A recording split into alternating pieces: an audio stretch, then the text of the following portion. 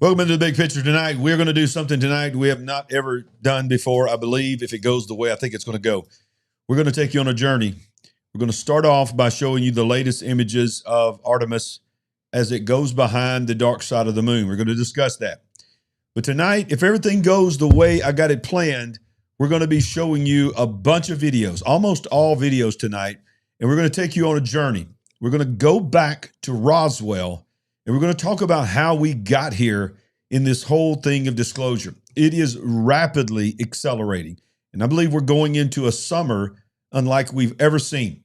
I believe the president is preparing to declare that we are not alone, and I believe that the movies and all the narratives that are being spun right now are all taking us to one place. They're going to try to come in with some type of alien disclosure, and I believe ultimately we're going to, exactly the people on this show are going to know what it's all about. And at the end of the program tonight, stay with us to the very end because we're going to show you 3 trailers of movies that are coming and documentaries. We're going to remind you how we got here, and we're going to talk about the programming that brought us to this point. We're not going to just expose it all. We're going to tell you exactly what's going on, why it's going on, who are aliens, what are aliens, where are they from, are they kind, are they benevolent, are they our enemy? We're going to break it all down tonight. We're going to give you a biblical worldview. But first, we're going to take you back in a journey to where it all began. Let's go. Special edition of The Big Picture, Monday night. Come on. You're watching The Big Picture. All right, welcome in, everybody. It's a big night tonight. We're going to talk about where it's all going now. We're going to bring in the queen right now. There she comes. There she comes. Woo! Wow, that was a setup. You just did if I ever did hear one. I was about to say, have you ever heard me build up a show like that? I don't think so. And I'm not worried about it. It's going to bring it. Let's just give a disclaimer. If you need a snack or need to go potty, do it now. It ain't going to be no 3-hour, 4-hour show. I mean, you don't want to miss anything. Oh, yeah, that's true. Now, that is true. Yeah. Now, look here. Right off the bat, we're going to tell you what I got in front of me here. It's called the Word of God. Yes. Everything we're going to talk about tonight, we're not going to preach to you. We are going to share the gospel at the end. Yeah. But we're going to take you on a journey, and we're going to show you exactly how we got where we're at. Come on. All right, so the first thing I want to lead off with right tonight, Sandy, is I want to show Artemis. Yes. And I want to talk about what happened today. Just before we went on the air earlier today, we're going to do a lot of air quotes tonight. A lot of air quotes, okay? So you could just sort of evaluate what that means, air quotes, and you decide for yourself. But right now, the narrative is there are 4 people that are on the backside of the moon right now. If I'm not mistaken, and I may have missed the timeline here, I think that they're in the either they just come out of the communications loss or they're in it now. Okay. But this was a video. This is not live, but this is the live feed, by the way, of NASA. You can go in there and you watch the whole live feed. But I backed it up and stopped it at this point because I thought it was very, very interesting, some of the things that they say and do. And I haven't watched all of it. But they went behind the dark side of the moon, and supposedly they've seen things that no human being has ever seen. Now I'm showing you the image. Exactly. That's not what they're saying. They're saying, the description and the surface of the moon. All right, we're going to go back to it just a second. I just want to show you the image of it. Then we'll talk about it. Then we're going to go there. And by the way, if you come in late, it's not going to be your typical big picture Monday night. Right. We're gonna take you on a journey tonight. It's almost like a little mini documentary. Okay. I like that. One of the things, have you heard of the section of the dark side of the moon? And they talk about it on this. I encourage everybody to go to NASA's YouTube channel, to the live feed, and you can just sort of go back and watch the replay of the day building up to the live feed. And one of the things that they say is they have a long discussion about this section of the dark side of the moon called, get ready for it, the Terminator. Have you ever heard of that? No, I've not heard of that. I hadn't either. And they continued ground and in the lunar module. They're both talking about the Terminator. And this is one of the things they say, not in this clip, but you can verify. You can go back and watch the live feed, back it up, and you'll find it. The ground feed says this. Yeah, we saw the image. This is like a movie. She says, yeah, we saw the image that you sent earlier of Terminator. And we were all in shock down there because it just looked so alien. Mm. And I was thinking, you don't understand that the whole world is listening to your words, and you just called the dark side of the moon alien. Okay, so that's one thing. So they just talk about that. They continue to go on and on and on, saying what we are seeing, we were not prepared to see because it is littered with impact craters, like nothing on the other side. So they're trying to, say that the moon has saved our lives many times because it's just decimated. It's a cushion. It's it's blocking. Is that what you're saying? Yeah. So this is the point. And you jump in anytime because I'm fired up tonight. I'm fired up. There's so much. Okay. I just don't even know where to start. Okay. So this is, air quotes again, right, the live feed. And this is very interesting. This is the module, the lunar module called Orion. So in this one picture out the window, you have Orion, right, the dark side of the moon. And you know what that other thing is? That's Earth. So you have in this image. Okay, so that's Earth in the distance. That's Earth. The little crescent. That's a crescent looking Earth. And this is the dark side of the moon. This is the dark side of the moon. So I'm going to play it. It's not real, high quality blockbuster TV. Okay, it's boring, and they're just talking back and forth. And if you believe the narrative, you believe that at this point of this video, human beings are talking to human beings on Earth versus the backside of the moon, at the furthest distance ever that any human has ever achieved. Ever. Right? Here's the sad thing. We should have brushed up on our Greek mythology. Exactly. Because I've been doing that, by the way. What? Mm-hmm. If I am stating this correctly, Artemis and Apollyon or Apollo are twins. Twin brother, sister. Absolutely. Okay, so what was the Artemis ends up in every scenario that's ever been told. Artemis ends up killing Orion. Yeah, which is the name of the module. Yes, but what? But in the mythology, in the mythos, what was Orion to Artemis? Was he the love interest? What I don't remember. So yes, so I was trying to catch a little bit of this today. Thank you. Anthony's on top of things as well. Artemis is the twin sister of Apollo. Now, y'all tell us in the live chat what twin deceptions, right? So when you have the whole narrative, what you're saying is what was Orion? Who was Orion in relation to the twins in mythology? Well, is that what you're asking? Yes. Okay. Was he the love interest or what was he? But while you're on that, let's expound a little bit on Artemis. Artemis was of the night, is from what I understand. They're hunters. She's the hunter of the night. She was, and she's the flame bringer. She's the flame deliverer. So she brings the flame, and they're saying that they not only because it was the twin of Apollo, she brings the flame. All right, Beth K's partner in hunting was Orion. Okay, so she accidentally or unintentionally kills Orion, correct? It says Artemis was deceived to kill Orion. Okay. And she was sad, heartbroken, whatever. Okay, Artemis is the same as Ishtar. Yeah. Thank you. Well, actually, when you go, we're not going to do a whole Bible study here, okay? Because we got a lot to cover. Okay. But I want to say this to you.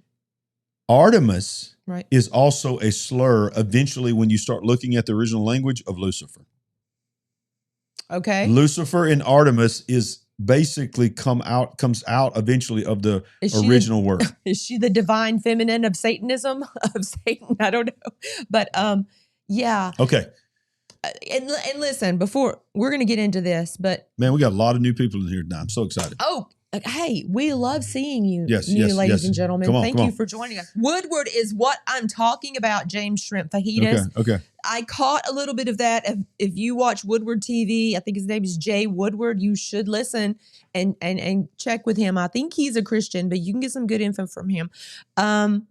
There's so much Greek mythology in the space program. Yes. Oh, yeah. Well, it goes all the way back to Jack Parsons. It goes all the way back to Jack Parsons, but think about the names of the programs and the spacecraft, the rockets, probably even the shuttles. When we moved into the shuttle area, when I was in 6th grade, in our weekly reader, Yeah. they were telling us about we're about to launch a new part of NASA, a new program. It's going to be the space shuttle. Yeah. And there were 4 or 5 of those shuttles. Yeah. One of them was Columbia, Mhm. correct? Yeah.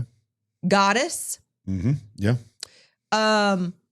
I can't remember the names of all the others, but think about the Apollo program.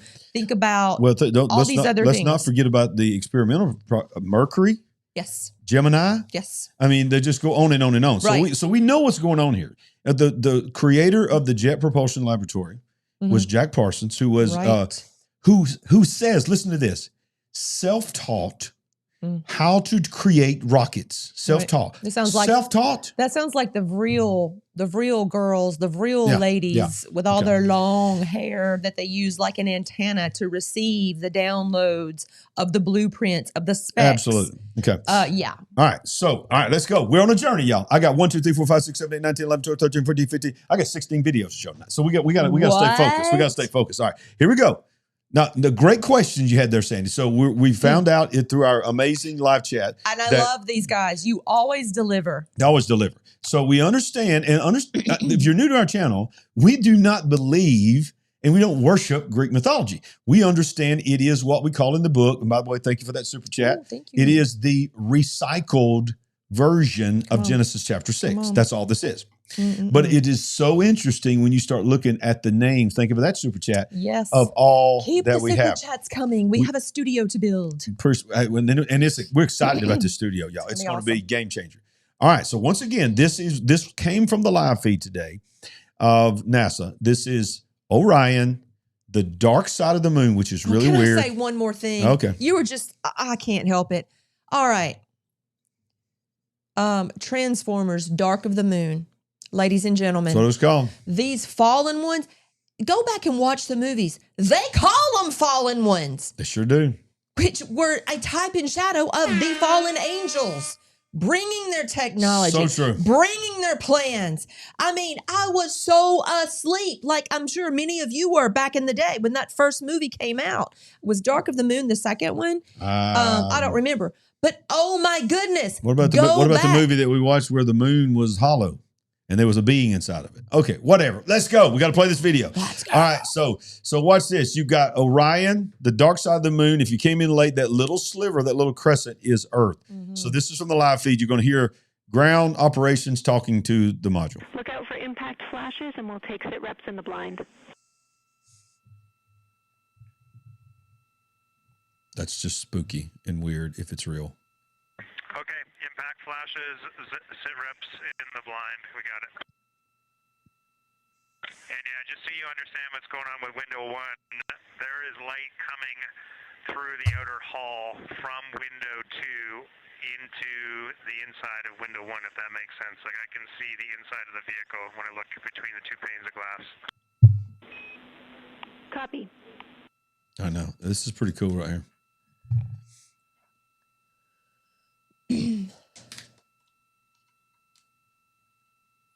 Way to go, Vic Loner. Do that research.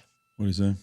He's going to research the song. You're getting Pink your Floyd. first All right, live look at Orion, the moon, and the Earth. Everyone in this picture. Everyone in this picture, every human in this picture, and he's but look, play the words. Everyone. Who is there? Anyone on the moon? Hey, This is a Everyone. live view I wish- from the Orion spacecraft. who's taking the picture? Well, that is from the window. This is the side of Orion. That's not. I'm just being catty. I Currently figured they had a aboard camera Orion, somewhere. 4 crew members: Reed Wiseman, Victor Glover, Christina Cook, and Jeremy Hansen. And on the Earth, all of us, all of humanity. That's You can see wild. the moon is starting to get a little bit dimmer as the astronauts are going to pass behind it. Now 6 minutes and 26 seconds away from that loss of signal.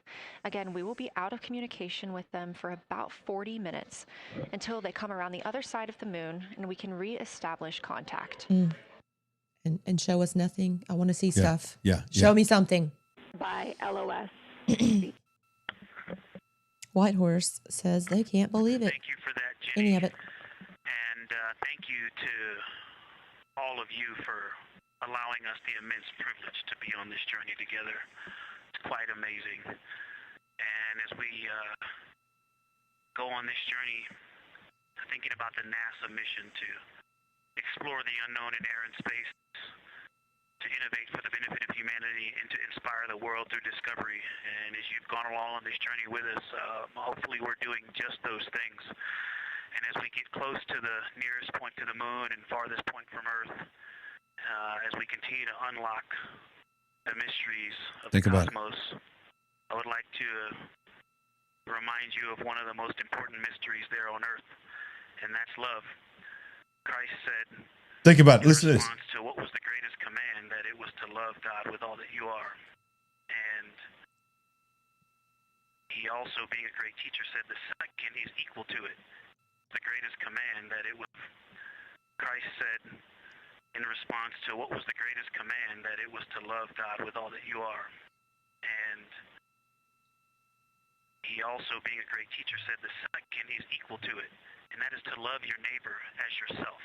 And so, as we prepare to go out of radio communication, we're still going to feel your love from Earth, and to all of you down there on Earth and around Earth, we love you from the moon. I did not see that coming. No.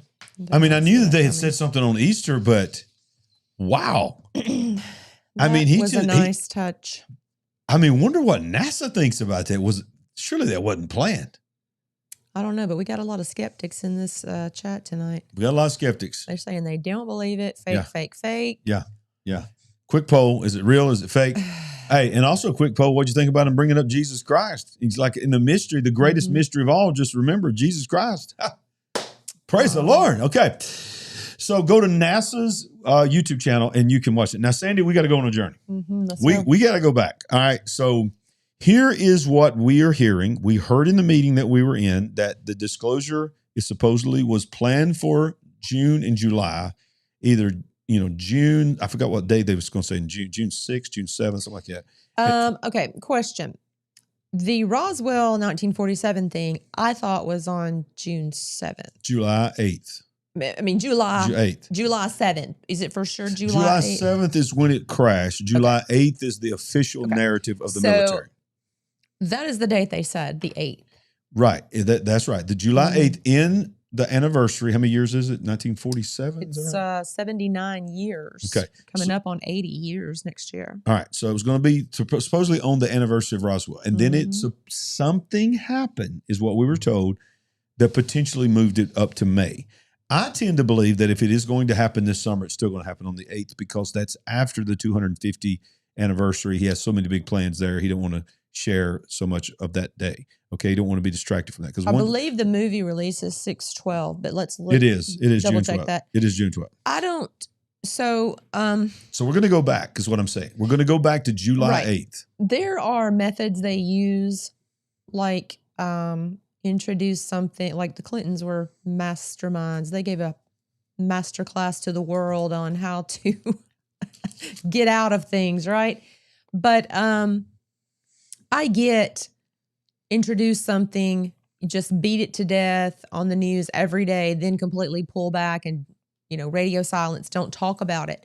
But does it feel like right now, if we maintain this footing, because last week we had so many things happen in 1 week, it feels like we're definitely headed towards something. They could pull it back again. They could go radio silence again. I wouldn't be surprised if they did. It feels like the scale is almost tipping with so many things being piled on the one side. But, I guess anything could happen. But I thought last week was a really monumental week. And the thing is, there's so many things happening, you can't even remember. You cannot. From week to week what was saying. All right, so I'm going to take you back to 2 years ago. This was on Joe Rogan. And let's just say something about Joe Rogan real quick. Whether he is a plant, whether he's being promoted by the CIA, the people in power, whatever. You mean he's a tool or a pawn? No, I didn't say that. I said whether he is. I don't know if he is or not. I'm just saying. That's what I'm saying. You're trying to say he's being used or whatever. Right. Could be used is what I'm saying. Whatever the truth is, this is the truth. Mhm. Much of anything that's being exposed now is going through him. And then eventually went through shows like Sean Ryan or whatever. But Joe Rogan was the guy. He's been having Bob Lazar. He's been having all these people on his show for years. And to this day, correct me if I'm wrong, the Bob Lazar interview is still the most watched interview that he's ever had in the history of Joe Rogan. What he said. And that's why I gave you my list of 4 things and included that brand new interview, because I thought, this can't be just happenstance. No. He drops this video, this podcast this week. Right. And that was one of my 4 things that I gave you. We're going to show that. But let's go. Like what you said, you pointed that out. You said, remind them that that's still the most popular, most viewed. That's of all. what he said. He And opened the podcast it. by saying, just want to let you know the last podcast, which I think might have been the first podcast he did with Bob Lazar, is the most watched podcast I don't know what the total views are, but we've ever done. And for the record, for those that don't know us on the big picture, we are not endorsing Bob Lazar. We're not saying that everything he's saying is true. Or Joe Rogan, or for Joe that Rogan, matter. or anybody except Jesus. Yes. And I endorse you. And I endorse you. Well, look at there. We got 3 endorsements tonight. So I'm going to take you back 2 years ago. This is a guy named James Fox, okay? And he is talking about Roswell. There's thousands of videos. I just found this one to talk about what he says. And let's just play it. Can you give us some background on him? Well, let's see. Like I said, I just found this. James Fox explains the alien and UFO conspiracy surrounding Roswell with Joe Rogan. It doesn't give anything about him. It just tells his name. So, were you aware of this End Time Headlines article on Congressman Tim Burchett? We're going to show it. Great. We got all that. Thanks, Cher. Cher's on top of things. We got all that. Thank you, Cher. All right, here we go. Now, I know your audience is going to say, Roswell's been beaten to death. And, well, how about this? Let's say that a murder took place, even though it's 80 years ago or 75 years ago. Does that make it like, oh, well, so much time's passed, let's not worry about it? No. And the reason why Roswell is so relevant that most people don't understand is that you had the 509th Bomb Squadron, the most elite squadron, hand-select unit in the world, exclusively responsible for the deployment of atomic weapons, announced that they recovered a flying saucer. That's a fact, okay? Then they recant and say, oh, terribly sorry. It was just a common everyday weather balloon. In one day. Jesse Marcel, the first person at the debris field with Mac Brazel, and thank you, Don Schmidt and Kevin Randall, for all your work. We wouldn't talk about this if it hadn't been for them, and Stanton Friedman. Mac Brazel takes Marcel and another guy, intelligence officer, out to the debris field. Mac Brazel says the material was clearly not of Earth origin. I know weather balloons inside and out. He described the material like tin foil that you crumple it up and it regains its thing.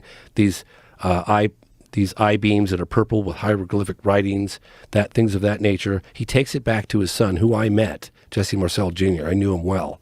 Went on Larry King with the guy a bunch of times. He described the same material that he handled personally in his hands, okay?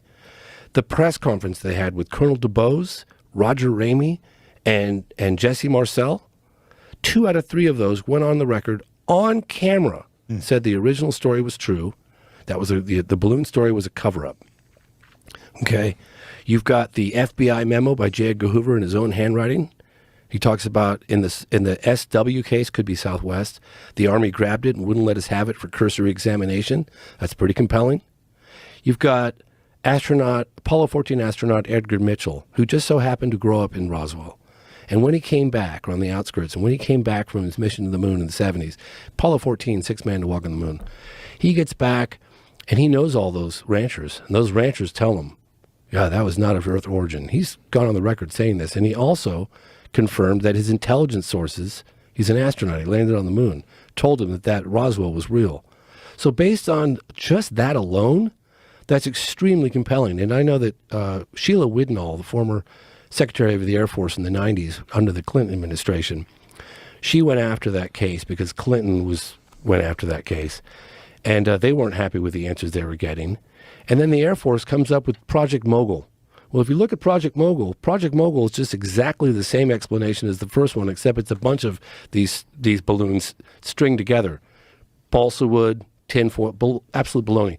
If the Air Force really wanted to squash it, show us that material that the first-hand eyewitness testimony, the people that have gone on camera described, show us that material that crumples up from 1947. Show us those I-beams with hieroglyphics on Can I them. stop you real? Sure. All right, so you can watch the rest of them. I'm not going to show you all the clips. We'll be here all night. And this is from 2 years ago? It's How from long 2 did you years say? ago, episode 1976. You Okay. can see that, so you can find it easily. All right, so we, like I said, we're going to start at Roswell, Mhm. and we're going to move our way up. All right. Can I just add that we've had L.A. Marzulli here a couple times. We will end with him tonight. Great. You can look into his work. He actually went to Yep. not the crash site, but he calls it a skip site, I believe, Mm-hmm. and said they found some tiny pieces of the craft, debris, whatever, and had it tested. And Some people say it wasn't a crash; it was a gift. right, I've heard that narrative as well, that they didn't really crash; that they were Well, summoned or brought in he and gave up. says, if I'm correct, that it hit, bounced, and where he went was a place where it hit, I believe, Mm-hmm. and bounced Yep. before the actual crash or whatever, and that's where this material came from. But yes, let's talk about what is the other word they use besides gifting?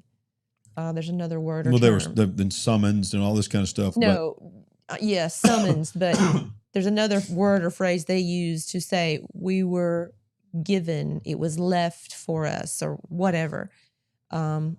Certainly, the technology on this craft, if you believe what the stories that are out there, has benefited or maybe negatively affected our society. Supposedly, we get fiber optics and we get night vision and I don't know, other different things that were supposedly part of this craft that the government handed over to these private corporations.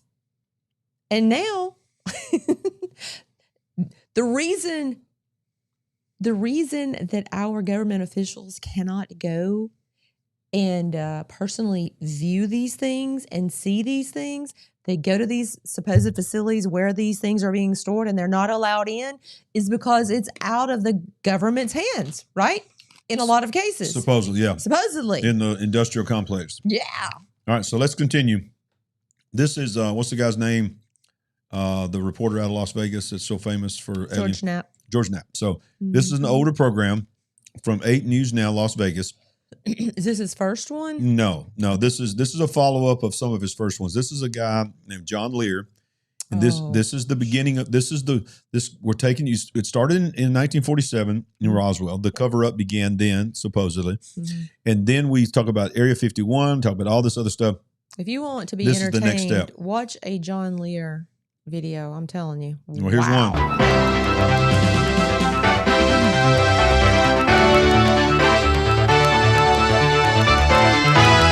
Hello and welcome to On the Record. Those of you who joined us last week were probably amazed, as I was, by some of the latest research in the field of UFOs. There is so much to talk about, however, we were unable to fit it all into one program, so my guest again this week is UFO researcher, former state Senate candidate, and award-winning pilot John Lear. Mr. Lear, nice to have you here again. Always a pleasure to be here, George. To begin with, we have this concept of the people from other planets as little green men. Are they green from what you know? Are they all the same, or we got different kinds of them? George, there's at least 70 different species, and probably more. But yes, as odd as it sounds, there are little green men. That's not the ones we usually see, though. We see the little gray ones. They're about 4.5 feet tall. And we see the ones that are called the Nordics. They're about 7 feet tall, look like us, but they're invariably blonde hair and blue-eyed. They're one of the species that we have on ice. One of their crashes we recovered. Obviously, with different species, they have different motives. I mean, are there good aliens and bad aliens Good from what you aliens know? and bad aliens and all kinds of ways and reasons for interacting with us. I want you to listen. Wow. For decades, Mm-hmm. you have heard it. Mm-hmm.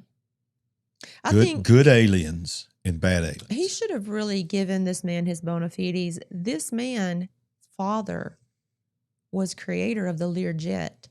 This man himself held, he's passed away now, I think 17 world records for different craft. He was a pilot, like a commercial pilot, but also he piloted a myriad of different types of planes.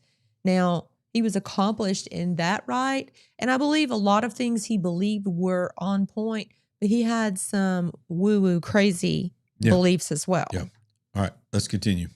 What are some of the reasons? Why would they be here? Genetic experiments, trying to, there's a misconception here. People think that our space brothers would bring us, good things and teach us how to get rid of all our diseases. And, if you stop and think about it, that may not be the best thing, because if you had a society without any disease and everybody starts living 150 years, that creates a lot of problems. So, all right. So what I'm doing now is I'm showing you the narrative that we will end with is not a new narrative. There's nothing new under the sun. Come on. So they have been spinning this since the very beginning of this narrative, that there are bad ones, but there are really good ones that really are looking out for us. And that you hear this term, you hear it from Stephen Greer. We're going to show him tonight as well. Our space brothers, our elder brothers. These are the ones that what does that mean? That means that our DNA is connected, that we came from them somehow, that we are tied to them somehow. That is where it's coming. That's where it's going. And that's when we were kids, just being raised up in church. We didn't know any of the world that we would be living in now. No. But we were hearing, hey, when the rapture takes place, all this kind of stuff, it's going to be aliens and all this. We've always known. Any people that was any kind of spiritually aware at all knew that somehow aliens and UFOs was going to play into the end times. So people are hungry for the truth. And that's why I encourage pastors. Listen, you got to hear from God, okay? And Christians, you got to hear from God for what you talk about. You got to be wise as serpents, harmless as doves. So be very strategic in what you talk about. But at the same time, do not be intimidated in the sense that, we're the only buffer. This is one of my agendas tonight to get across to you. The Word of God and believers don't be deceived. Or don't be deceived. That's what Jesus led with in Matthew 24. We are the only buffers against this narrative. And I think you pose a great point, because you started by saying people are being, if you want to use the word, enlightened or awakened to, what you were called crazy, if you even mentioned years and decades ago. Yeah. Okay, maybe it's not so crazy now. And people's interest has been piqued. And so they go off on these journeys, researching, watching, reading, trying to find the truth and trying to figure out what's going on. Well, they could be easily deceived, and that is the danger right there. So Lisa's asking, she's new here, I'm confused. Do y'all believe in aliens? Well, we believe, we're going to show you tonight systematically, that's why we're doing this program, that we are not alone. We absolutely believe that we're not alone. Right. We absolutely believe that there are something called aliens, which when you understand the word alien, it means they don't have a right to be there. They're illegally there. That's what alien means. They don't have the citizenship or the domain to be there. Do we believe that aliens are from other planets?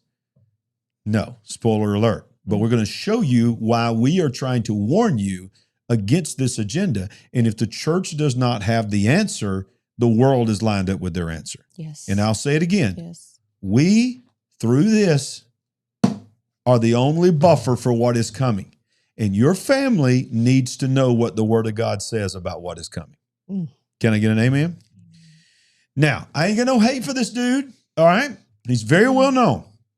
Dr. Stephen Greer, all right? He is an emergency room physician. He is a medically trained physician, but he has been on the forefront of disclosure from the beginning. His face is everywhere. And just mark my words, most people on this channel know who he is, but if you don't, look at this face. Right. He's not new to this space. He He's not was new. an ER trauma doctor, but I think he may have stepped away from that. Oh, yeah. Yeah. As early as the 90s. Let me just be real, and I'm not throwing any hate at you, Mr. Greer. He's a multi-millionaire now because Probably. he got to be working over got ER. documentaries, films out there, speaker. I don't know if he has books, but yeah, he's followed by many. Yeah. All right. So his narrative is that they are not here to harm us. That his narrative that he is militant on, you know this better than anybody, is he is saying the United States government is planning. He continues to say these words, planning a fake alien invasion. And that when this fake alien invasion comes, it is planned to be used to take on complete control, COVID on massive steroids. Well, I will say this, not to a T. And this man does not claim to be a Christian, nor does he probably have anything for Christians. But John D'Souza kind of says the same thing. There's going to be an invasion, but it will all be fake. Yep, that's right. So now he doesn't necessarily talk about that here, but I do want you to, he's talking about, what is his name, Elizondo? Lou Elizondo. Lou Elizondo. So him and Elizondo are not buddies, okay? And he is challenged by Sean Ryan. Would he debate Elizondo? Because this is not a brand new video. No. I think I've seen this is a while back, but this is just a clip, a short from it. And I'm setting up Elizondo and some others because remember, we're on a journey. We started at Roswell. Right. We actually started on the backside of the moon. Mm-hmm. That was very important that we did that because that's live. But then we went to Roswell. Then we went to Area 51 and, talking about things there in Las Vegas with the reporter, George Knapp. Mm-hmm. Now we're up to this face of Dr. Stephen Greer. And I'm trying to paint a picture here. Mm-hmm. Go ahead. I was going to say, we might mention that George Knapp and Bob Lazar intersected in 1988. Yep. Then 1989 was when that big interview came forward with Bob Lazar. Oh, they're flying craft out at Area 51. Exactly. I'm sure many of you have followed that. All right, here we go. We've proven what they are. Well, I have 755 whistleblowers. You have 755 whistleblowers? Yeah. I mean, this archive is unbelievable. You had mentioned that you would want to debate Lou Elizondo. Oh, I'd be happy to. I mean, someone brought that up a couple years ago. I don't have any animus towards him personally. I just know what his role and function is because I was given a heads up on it as soon as he emerged out of the Pentagon and stood up his operation with this young guy I used to hang with, Tom DeLonge of Blink-182. He'd stay at my house in Virginia. But what you expect counterintelligence and disinformation agents to do is to do exactly that. So he is accusing Elizondo as a plant of the government for disinformation. Well, guess what? He worked in a government intel position. What was it, Arrow or something like that? I can't remember which he was a part of. I don't remember, but he was part of government. He was part of intelligence working for the government. Oh, my goodness. Yeah, we don't have to go far to connect dots here. From the moment this man came on the scene, I was like, I don't know about this, Yeah, exactly. So not a shock to me if he turns out to be 100% fake, a plant, whatever, I won't be surprised. But the problem is he is the face of disclosure. And it's like when you're trying to get to the information, you've got Greer, you've got Elizondo, you've got Grush, you've got thank you for that super chat. Wow, from Canada. Goodness, come on up there from Canada. So That's kind. amazing. It says I am proclaiming you guys as my church. I've been watching for a couple of years, but I want to commit and make known that you guys are my church. We love you, man. That's awesome. Our sister? Awesome. Is that a sister? We love you, sister. That is a sister. That is a sister. These pictures are tiny. It's hard to see with these aging eyes. So forgive us. Thank you. Okay. So let's go back to, this is Nancy Mace. Mm-hmm. She's also with Luna on she's on this committee to ask these people about disclosure. So this was a flashback to when Elizondo and some others, thank you for that super chat, Space Coast. Thank you, Space Coast. Go down the rabbit hole further and research how many times we've sent DNA to space as well as cremated remains and greetings sending to who? Interesting. All right, let's watch this. If you believe we have crashed craft, stated earlier, do we have the bodies of the pilots who piloted this craft? As I've stated publicly already in This my is News gross, Nation sorry. interview, biologics came with some of these recoveries. Yeah. Were they, I guess, human or non-human biologics? Non-human, and that was the assessment of people with direct knowledge on the program I talked to that are currently still on the program. If you believe we have crashed craft. All right, so sorry, I thought that was the Elizondo clip. I've got one of him in here, but he's sitting behind him. The two of those, Luis Elizondo and David Grush, kind of came on to the scene in close proximity. Yeah, and and he's sitting behind him. He's sitting behind him, and David Grush, as a part of this new whistleblower protection. Yep. And that's right. We hear there are still many more who want to come forth, but they're still afraid. Well, Grush just said he's got 755. Yeah. Yes. He says he's got 755 whistleblowers. Listen, if you were one of them, would you think twice? Sure.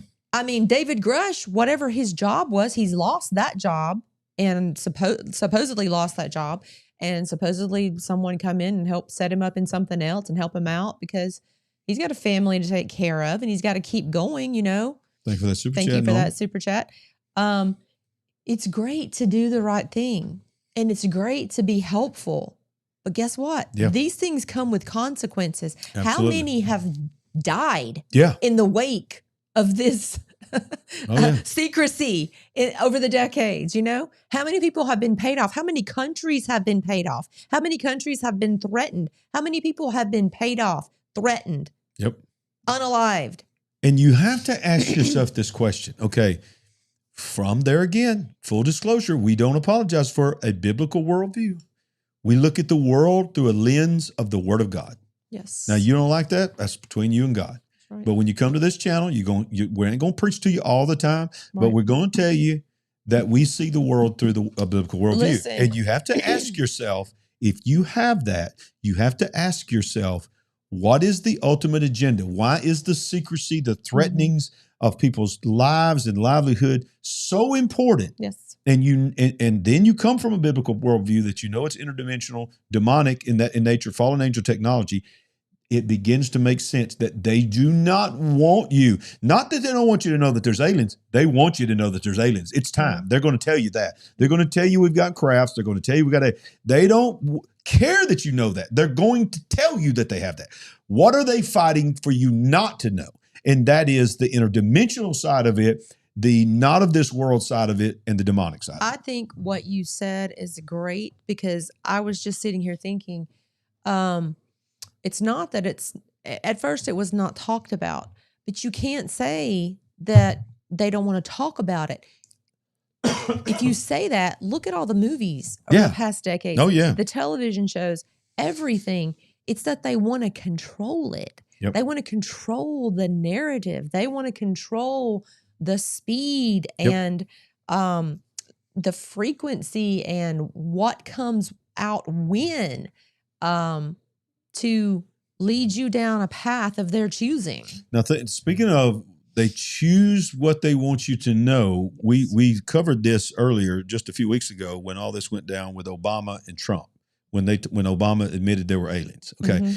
And people wondered, why did he do that? Well, two things in my opinion. Number one, nobody loves Obama more than Obama, and nobody loves Trump more than Trump. They're both very egomaniac people. Okay. True. So Obama, there's no way in this world, you're not going to convince me this is not true, was told by people that he trusts, Trump is going to make the announcement. He's going to be the president that announces disclosure. He's going to be the one that says the words, "We are not alone.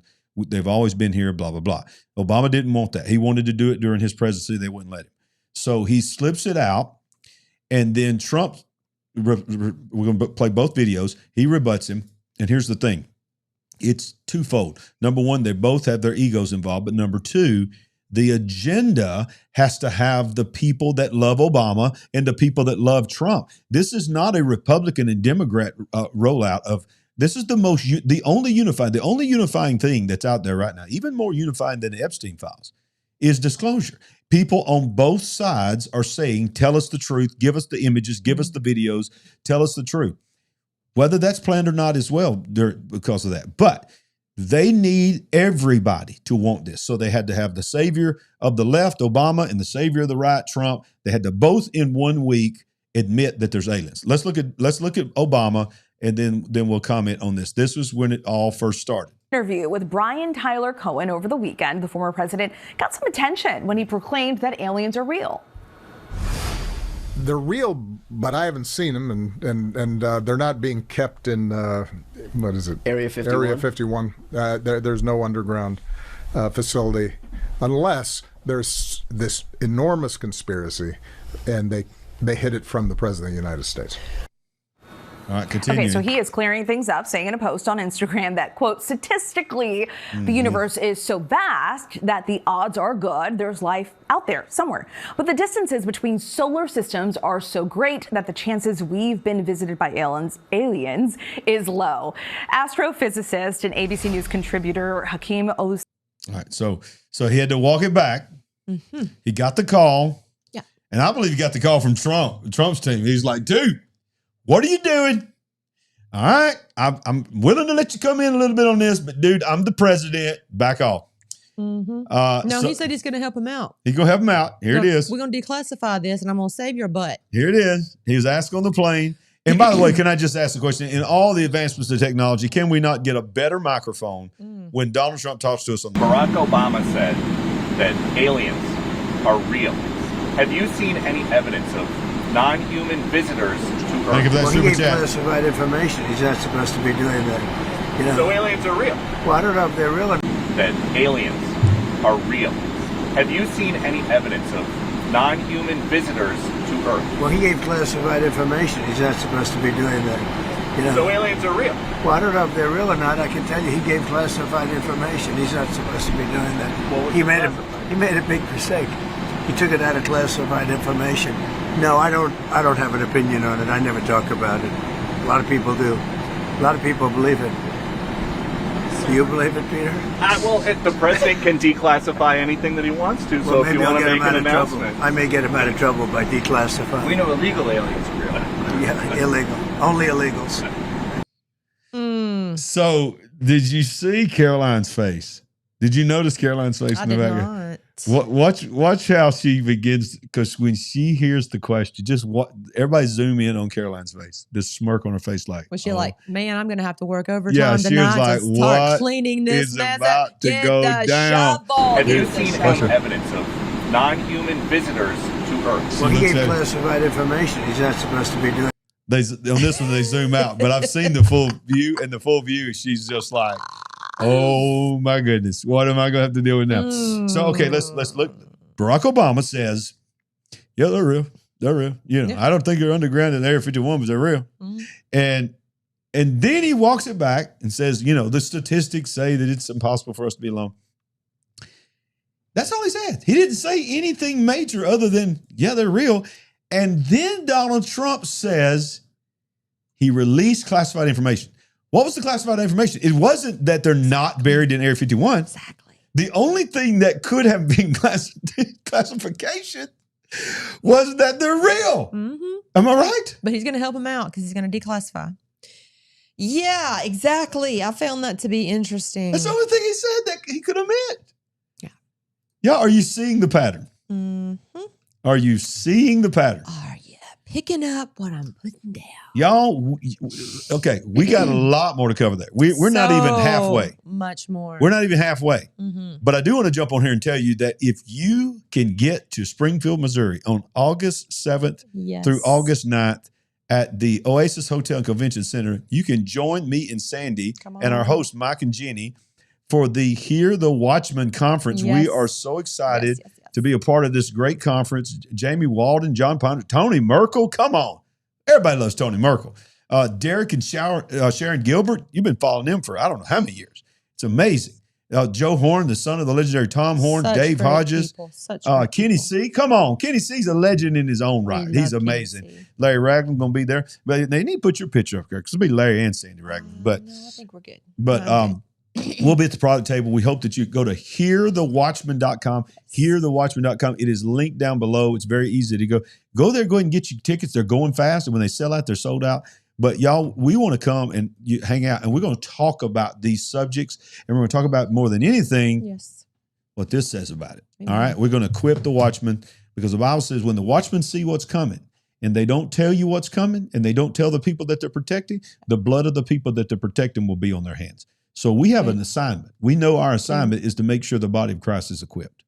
Amen? Good word, babe. All right, so here we go. Now we fast forward to just this past week. And just this past week, there was a video that came out of Matt Gaetz. Mm-hmm. And he was on Benny Johnson. Benny Johnson's been getting some videos here lately. He has been getting some stuff, okay? There again, the people will say, is Benny Johnson one of the ones that's been picked? Who knows to roll this out? But he's had not only Matt Gaetz, but he's had, what's the guy we were just talking about from Tennessee? Tim Burchett. Tim Burchett on there. We'll get to that in just a minute. Has he had the congressman, senator from Missouri that we would for Eric Burleson? Has he had him? He has had him on there. Eric Burleson as well. Eric Burleson has spoken to us personally as pastors about what he knows is true. Right. He did call in. He did call in. All right. So this is what got a lot of people talking. Okay. I'll just cut right to the chase. This was number 2 on my list, by the way. This was number 2. Actual uniformed member of the United States Army. Brief me on that. Can we just go back to square one, which is non-human biologics, interracial alien mating? What the F is going on? Look, wait a second. You had whistleblowers tell you this kind of thing? Can you please unpack that? Yeah, I had a guy who was uniformed. He was a senior enlisted with the United States Army. Came into my office in Crestview, Florida, in a non-classified setting. I had members of my staff there. And what they explained is that the military ran a very secret program where aliens that were living were in forced breeding programs with humans that had been abducted from war zones and from even the caravans of migrants. Now, again, I didn't verify this, but what the whistleblower was telling me is that there were like between 6 and 12 locations around the country where this happened. And what he wanted was a group, members of Congress, to all show up at the same time at all of these different locations so that any of those activities could not be moved. And of course, it's a physical impossibility to get members of Congress to simultaneously show up at like 8 locations at one time. Unbelievable. And so that never occurred. What do you mean non-human biologics? Like this? Well, that was the testimony of David Grush before the House Oversight Committee, which I joined, and the testimony was that in crashes of craft that had been recovered by the CIA and through a special program that the CIA had for crash recovery, that it wasn't just the hard materials; it was also biologics, but that they couldn't identify a human source of those biologics. So, I mean, did you ever show up to any of these sites? Did you ever show up to any of these UFO sites? I did not show up to any of these sites. Secret military bases? Did you ever go to like any of these secret military bases? No, I did not. There were a number of questions about, whether or not this person was credible. Could we get access to the sites? But it never ended up occurring. Maybe we should have done it. But it was one of the strangest briefings I ever received. I turned to my general counsel at the time and was like, what was that? And, my general counsel's like, it must have just been some military guy who lost his mind and made a PowerPoint deck. There were questions about credibility. Okay. So, but not like there was no reason, like we didn't have an actual reason to believe the guy wasn't credible, other than the fact he was saying things that at the time struck us as wild. And what about now? I mean, we know more now. And I think that I'm not saying I believe that there are hybrid breeding programs, but I do believe that there has been crash recovery. And I do believe that we have that information. I mean, right now, Benny, shit. I mean, we see all these scientists disappearing. Like, what is more dangerous to have on your LinkedIn right now? IRGC general or UFO scientist? Like, you could go missing at any time with those on your LinkedIn bio right now. Whoa. That's pretty wild stuff right there. Was that a direct reference to General McCaslin, who's still missing? Of which we will cover as well tonight. Yeah. Of not just him, but multiple people that are missing. 7 or 8 recently. So he literally just said, he used to be a congressman. He's now a TV host and all this. He's got out of Congress. That he was briefed on alien hybrid breeding programs from within our government, where they were not just abducting, but they were encouraging humans to breed with non-human biologics from another place. This is crazy. Okay, so some of you will know about the Dulce, New Mexico, Archuleta Mesa. Where I was hearing 15 or more years ago, there's a 7-level facility inside that mountain where all kinds of things happen, where we do experiments on them, they do experiments on us on a different floor. That there are entities created, whatevers, in cages, in vats of fluid. I mean, but you know what? You name it. But as we say on everything else, we don't even know if that's true either. I'm just telling you this could just be crazy talk. What has been out there for years. Think about if you believe in the devil, okay, if you believe in evil, true evil, and we're beginning to see more and more through things like this. Joe Rogan is talking about, okay, now I do believe in things called demons now. Right. He didn't believe in them before, but now he does because of what he's being told. If you believe in a devil. Rogan? Rogan. Rogan Carlson, Tucker Carlson too. Exactly. And you know, they're going, a lot of them's going in some weird ways. Yeah. But here's the thing. They all, especially Rogan, started out, you're an atheist, you don't believe in the devil because you don't believe in God. You don't believe in anything other than just us. But this has been, for him and so many others in the world, a path to the supernatural, to the paranormal is what they call it. Yes. I mean, you get the Travel Channel or something like that. I mean, that's all that channel is now. These channels are nothing about ghost stories, paranormal, because the world is hungry for this kind of stuff. Yes. So they know that. So we're being fed this information. We don't know what to believe and what not to believe. There's got to be an anchor somewhere. There's got to be a foundation stone that when all this chaos and all this rollout happens, that we can go to that has stood the test of time. It's the Word of God.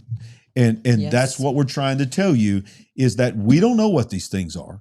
We can't tell you what's true and what's not true, but we can tell you that ultimately we were not created by some other being. We do not share DNA with an alien. We were created in the image of God, and the purpose of this all is for you to lose your identity. Yes. When you lose your identity, the most powerful force in this world is the power of the Holy Spirit. The second most powerful force on this earth is a man or woman who knows who they are in God. And when you know who you are in God, no matter what the government says, no matter what's in the movies, you've not been given a spirit of fear, but power, love, and a sound mind. And Sandy, that is why tomorrow, I can't believe it, is the launch day It's happening. of my book. It is happening. Thank you for that super chat, Tanya. Thank you. Oh, my goodness. Now, for those that think I'm only selling a book, I've been on this show for 58 minutes and 35 seconds. I only mentioned my book. Can I take a moment for just a few seconds here that tomorrow, April 7th, if you're watching this live, is launch day. Some of you already have your copy of the book. Here it is. Got it on my desk, The Final Flood. And this is not a replacement for this. This is this broken down and explained and revealing to you what's going on in the world so that you can be equipped by the Word of God. And it gives you a little, and the greatest compliment I was given on this book was given by a man who's been preaching the gospel for almost 60 years, read this book, and he said, it is one of the deepest books, but one of the simplest books to understand. He said, I couldn't believe the kind of depth that we go into this book, that anybody on any grade level, he said, it's like you can, if you've got a 5th or 6th grade reading level, you can read the deep things and understand them. So what I need you to do is, all right, and I'm going to go right back into our show. Stay with me for just a second. Don't check out on me. Tomorrow, April 7th, is launch day, and the rest of that after that is launch week. So the best thing you can do to help us, if you want to help us, there's no pressure. If you already have the book, then get ready, because tomorrow reviews will be open. You can go and review. The most valuable currency in the algorithm of Amazon is reviews, 5-star reviews. And even more valuable is verified purchases. Now, if you purchased it at the Prophecy Conference and you didn't get it on Amazon, that's okay. You can still leave a review. But if you really want to help us, maybe you can get the Kindle version. It's on sale for $9.99. That makes you a verified purchaser. You can go back and review it. And we need to flood this thing with reviews tomorrow, because we want to get it out in front of people. Now, before you get all, oh yeah, of course you want to do that because you want to sell books. Here's the thing. What I mean is, when the reviews skyrocket on launch day and the sales go through that, you know what they do? They then, and I've verified this, okay, for several people in the publishing industry, they take the book and they start putting it in front of people that would never search for a Christian-based book. They're looking for the paranormal. They're looking for the supernatural, witchcraft or something. My book will pop up because it has so many positive reviews. They'll say, you might like this. Who knows? Somebody might buy this and give their heart to Jesus. So go to Amazon, search for my name, Larry Ragland, or The Final Flood. Buy it tomorrow and leave a review. It would be greatly, greatly appreciated. Yes, it Amen. would. Yes. All right. So we're excited. Launch week is here. Let us continue, Sandy. Let's do it. All right. So you talked about Burchett.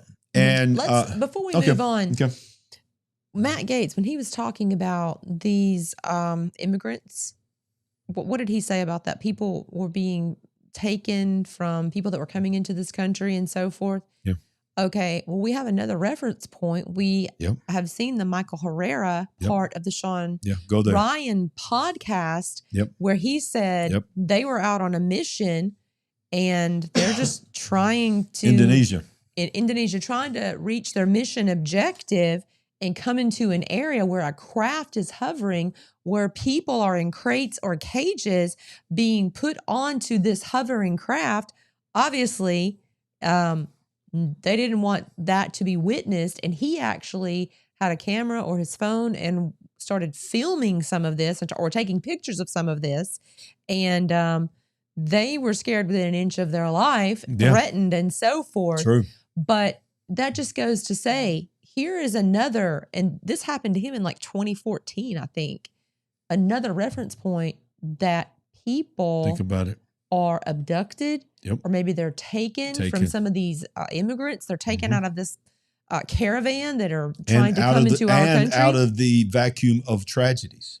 Yes. That's what he said too. It's like when a volcano or an earthquake or a tsunami in this case. So-called humanitarian mission comes into the country to take care of people. Yeah. How evil. And how awful. And a good distraction from their motives is it was aliens. It wasn't us, it was aliens. In that meeting that we were in, did they not say 90+% of everything anybody's ever seen on a video is us? And, yes. The craft is us. That is what we are doing. Seeing a craft, it's basically United States government issue or part of the industrial military complex.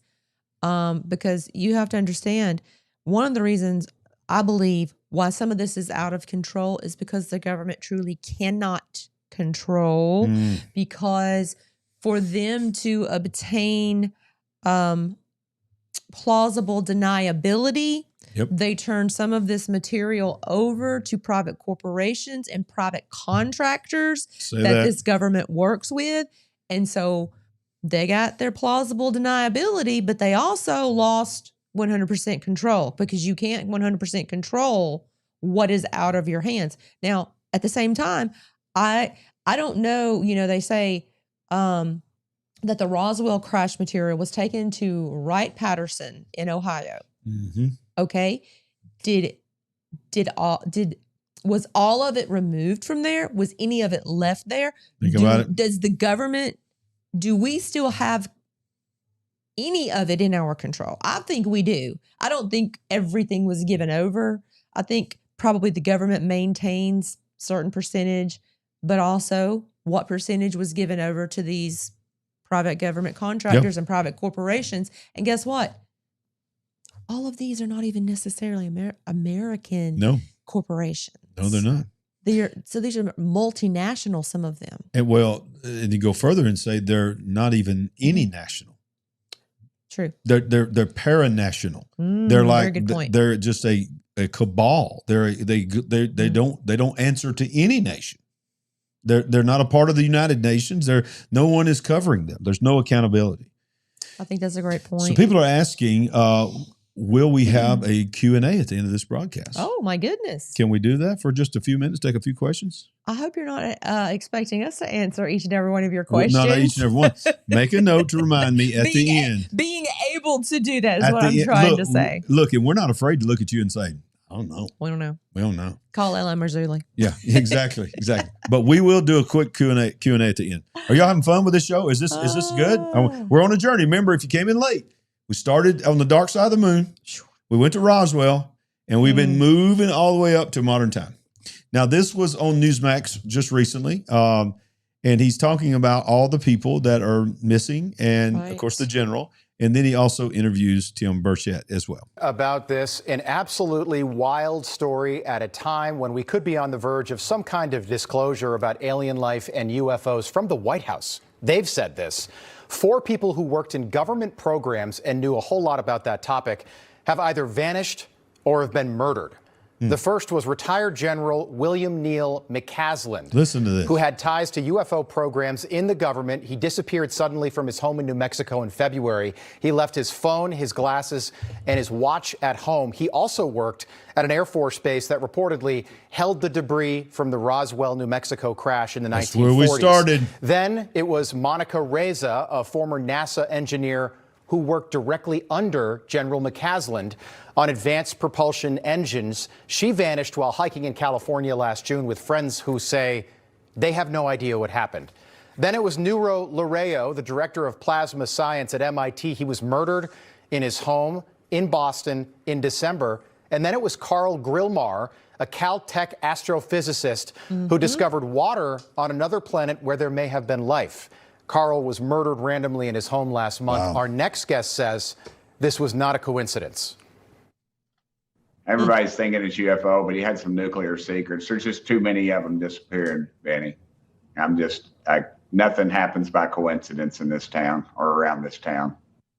Tennessee Congressman Tim Burchett is joining us. He's also a member of the Oversight and Foreign Affairs Committee. Congressman, good to see you.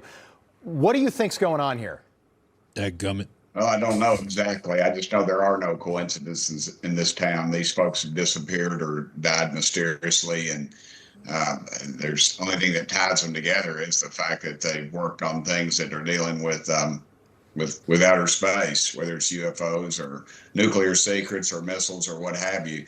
But I think we need full disclosure. When I'm in a meeting, in a closed door meeting, and I ask about the president's points on these, and then I'm told by some arrogant, unelected bureaucrat that the president is on a need-to-know basis. I think that says everything it needs to be said about what's going on. I think there's an arrogance, there's an underlying, and I talked to the president about this. I said, it's just layers of the onion, Mr. President. You peel one off, and there's another one underneath. You put your top people in, and it's just too much to clear out in 4 years, and it's just we've got a real problem, I think, in this area, and I think you've got some arrogance. When I sit in a meeting and some little punk with a man bun is sort of running the show, and you have decorated military officers in the meeting there that are basically unallowed to say anything, and you can read their faces or what's going on. Well, General McCasland, he was not a minor player at Wright-Patterson Air Force Base. He was there for more than 35 years. At one point, he was the top guy at that base, and he just disappears. His family has no idea what happened. Do you think the cases are connected, or do you think this is just some absolutely wild coincidence? Because all 4 of these people are also connected in some way. Yeah, I think some of them could be a domestic issue, but I think overall, I think there is a connection there. Okay, And so you do think this is a conspiracy? I don't think we're ever going to know, because it'll come out, and it gives enough time for the trail to go. You know, it's like when a kid in Washington, D.C. gets, they find him dead, and they claim that he was mugged, yet his watch and wallet and he's got cash on him are not taken. But that's just the story that's put out, and that's what we believe. So yeah. I just do not believe this is by coincidence. And people just do not disappear. And the connections between all 4 of these people, not in this day and age. Listen. No, you've got to have some real inside type of operation. Okay, I want to play you a soundbite. Former colleague of yours, Matt Gaetz. This is when it gets wild. Pretty shocking statements yesterday about aliens. Take a look. I had someone come and brief me who was in a military uniform, worked for the United States Army, that was briefing me on the locations of hybrid breeding programs where captured aliens were breeding with humans to create some hybrid race that could engage in intergalactic communication. Aliens that were living were in forced breeding programs with humans that had been abducted from war zones and from even the caravans of migrants. All right. I mean, you know, I don't have the tinfoil hat on just yet, Here Congressman, but I'm wondering, you know, kind of how you react to that, because you are connected. You're on the UFO subcommittee. I mean, I'm just wondering what you make of that. Have you heard anything like that? This is what broke the news. Yeah. Well, put your tray tables up and make sure your seatbelts are on. I can't really comment too much on what Matt said, but I will say this. Wait, seriously? Are you being serious? He's going to bring this in for a landing. I'm being 100% serious. Okay. I've been 100% serious. I've been briefed by just about every alphabet agency there is. And I'll just tell you this, if they would release the things that I've seen, you would stay up, you'd be up at night worrying about or thinking about this stuff. We just need to disclose it all. I'm sick of it. Well, I was briefed. I'll just tell you this. I was briefed last week on an issue, or excuse me, 2 weeks ago. And it would have set the earth on this country would have come unglued, I think, if they would have heard all that I heard. They would demand answers, and we need to. But you know, it's never going to get. Unfortunately, it just keeps getting covered up, and the people that know are dying or disappearing, as the case may be. Mm-hmm. Wow. And for the record, I'm not suicidal, and I don't take risks. Wow. So, I'm glad you said that. I'm speechless, Congressman. Well, We will have you back. You should be. And I told the president, release it all. And the problem is the people that are around the president don't know and the president doesn't know the questions to ask. Wow. A few of us are going to have to get with the president and tell him what he needs to ask and where he needs to look. I mean, you know, we're in meetings and they give addresses and tell locations of items, I'll just say. And the public has a right to know, dadgummit. It's your tax dollars. Absolutely. Let's get it out there. You got my attention, Congressman. I appreciate you being as forthcoming as you have been tonight, and we look forward to having you back. Look, I know Donald Trump wants to disclose something. He hasn't done it yet, but I think he wants to be the president to do that. Tim Burchett, thank you. He does. Yeah. He does. Thank you, brother. Let's just add one thing. That to was this. insane. It was insane. David Paulides, however you pronounce his name, he's the missing 411 guy. Mm-hmm. And he's going to these state parks and maybe national parks. And that's mostly what he reports on, talking about people that go missing. Yep. Like people that are with other people. Yep. And they're only separated, or they only look away for an extremely short amount of time. And the person they were with is gone. They can't be found. Even after extensive searches, they can't be found. What if some of these instances are other instances of people, if people are being taken, like the previous people have reported, what if this is another incident of someone being taken for a nefarious reason? Maybe not even what they said, but taken for nefarious reasons. Yeah. Not just someone that actually went missing on their own. Well, I think that's why when we were in that private closed door meeting, they led with 4 hours of human trafficking and then go into UFO disclosure. And they said, you cannot separate the two. You cannot separate the open border. You can't separate the immigration system and all of that from disclosure. We were sitting in that room going, we were thinking, what does this got to do with UFO disclosure? And they tied it together and said they've always worked hand in hand. That abduction is one thing, but a lot of times abduction and people are being manipulated by drugs and psychedelics and all this to make some of them to make them think that they were in a room with an alien when they were actually in a room with some evil people doing some evil things. I think that's my lab stuff, military lab stuff for experimentation. But these people, they're not just taken for sex trafficking. They're not just taken for experimentation. I think they're taken for the breeding that he's talking about. They're also taken to be breeders of human babies that are used in horrible ways. So this is a multifaceted operation here. And I know people don't want to think about this. They don't want to hear this. No. I don't want to hear it. I don't want to talk about it. And look, y'all think that I love this? We don't love to talk about this. No. We don't sit around our house and talk about this deep stuff. But we feel like, look, we've got to be a watchman on the wall, and we've got to tell people this is not just conspiracy. This is happening. Me? This is the oil bottle we will use to do a cleansing prayer when this show is over tonight. Absolutely. So we know it's uncomfortable. We know you don't want to hear it. Sometimes you just got to pause and check out. And we also know, can I say this too? We also know that our show's not for everybody. We understand It's definitely not for everybody. I've had to tell people. Yeah, we understand that. Friends and, others that I love. I'm like, you don't need to watch the show. I love you. Appreciate the kind words and the support, but it's not going to be for you. You're not going to enjoy this. Where you're at right now. Where you're at right now. Yeah. But that's just the way it is. People have to get to the place where they could, they can go there. All right. So let us continue. All right. You ready? Yes. Let us continue. Let's go. All right. So this is one more from Tim Burchett. I'm showing you him talking about the same thing because I want to show you how widespread it's becoming.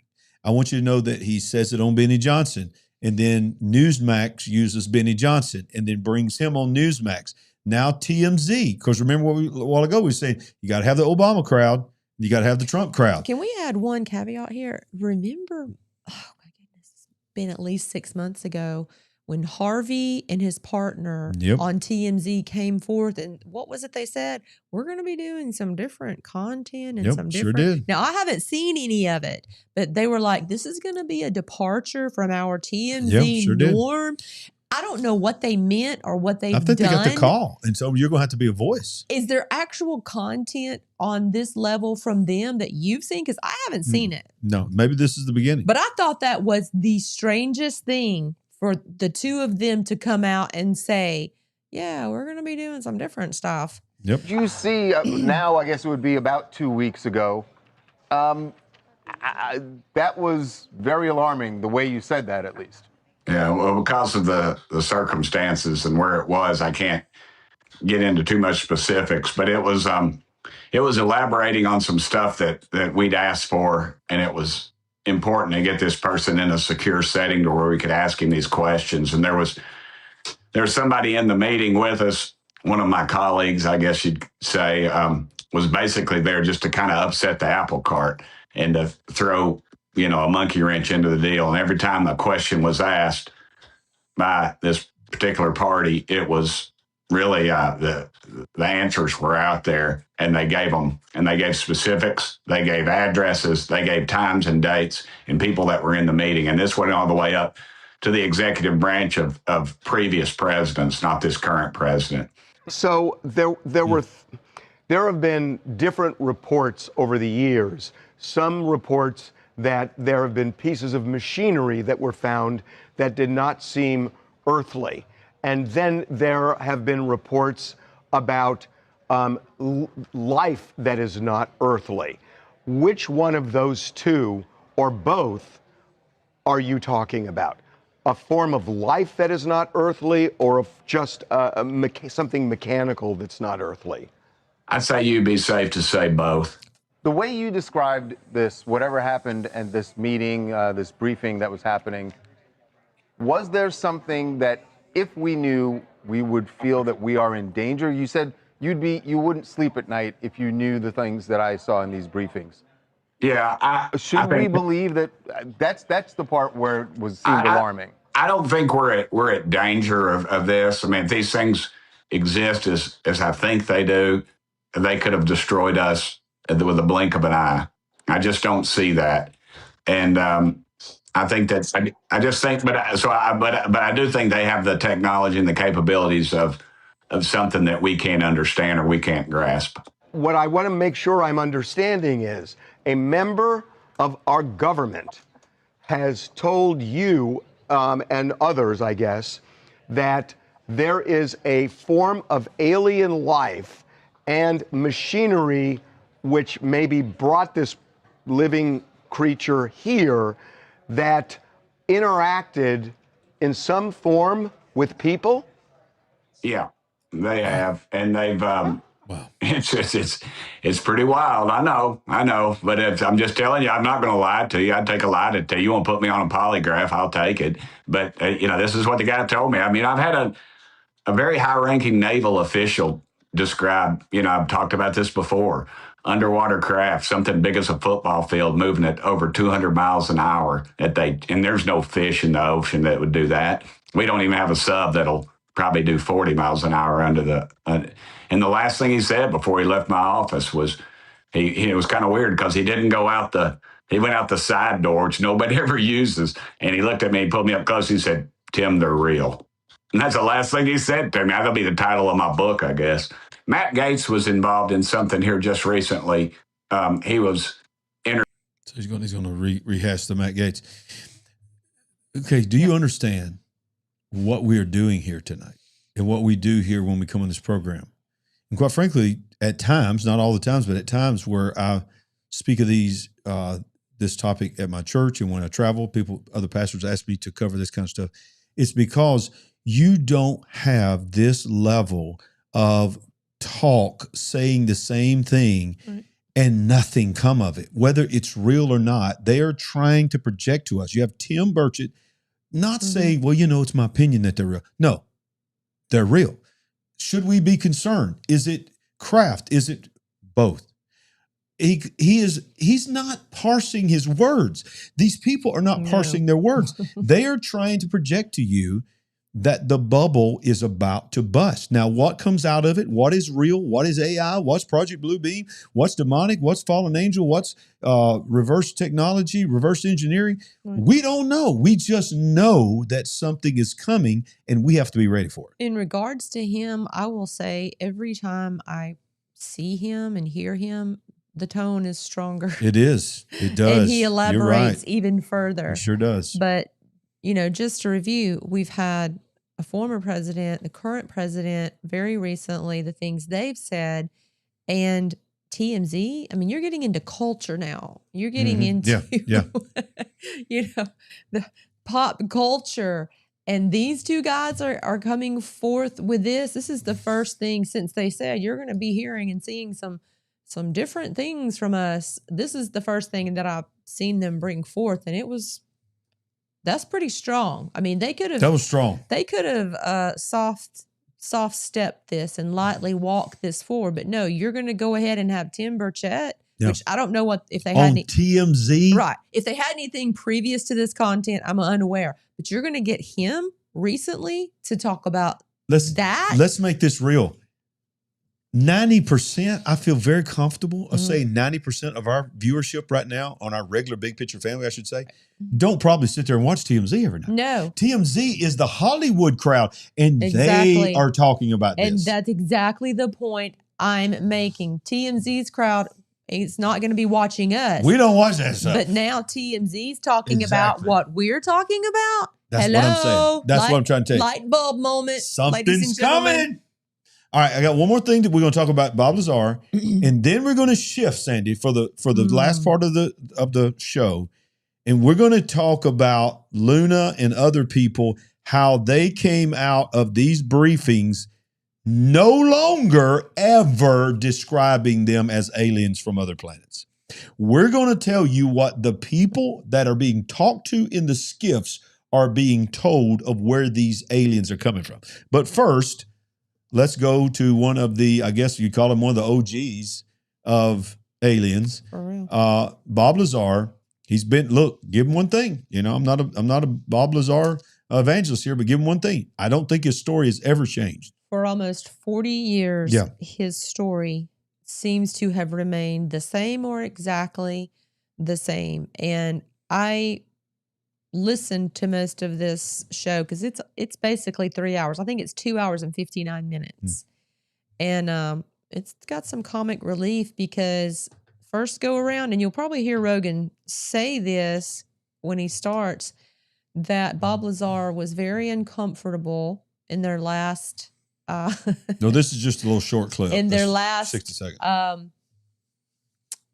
recording, and I think he serves him up some whiskey or something to get him relaxed.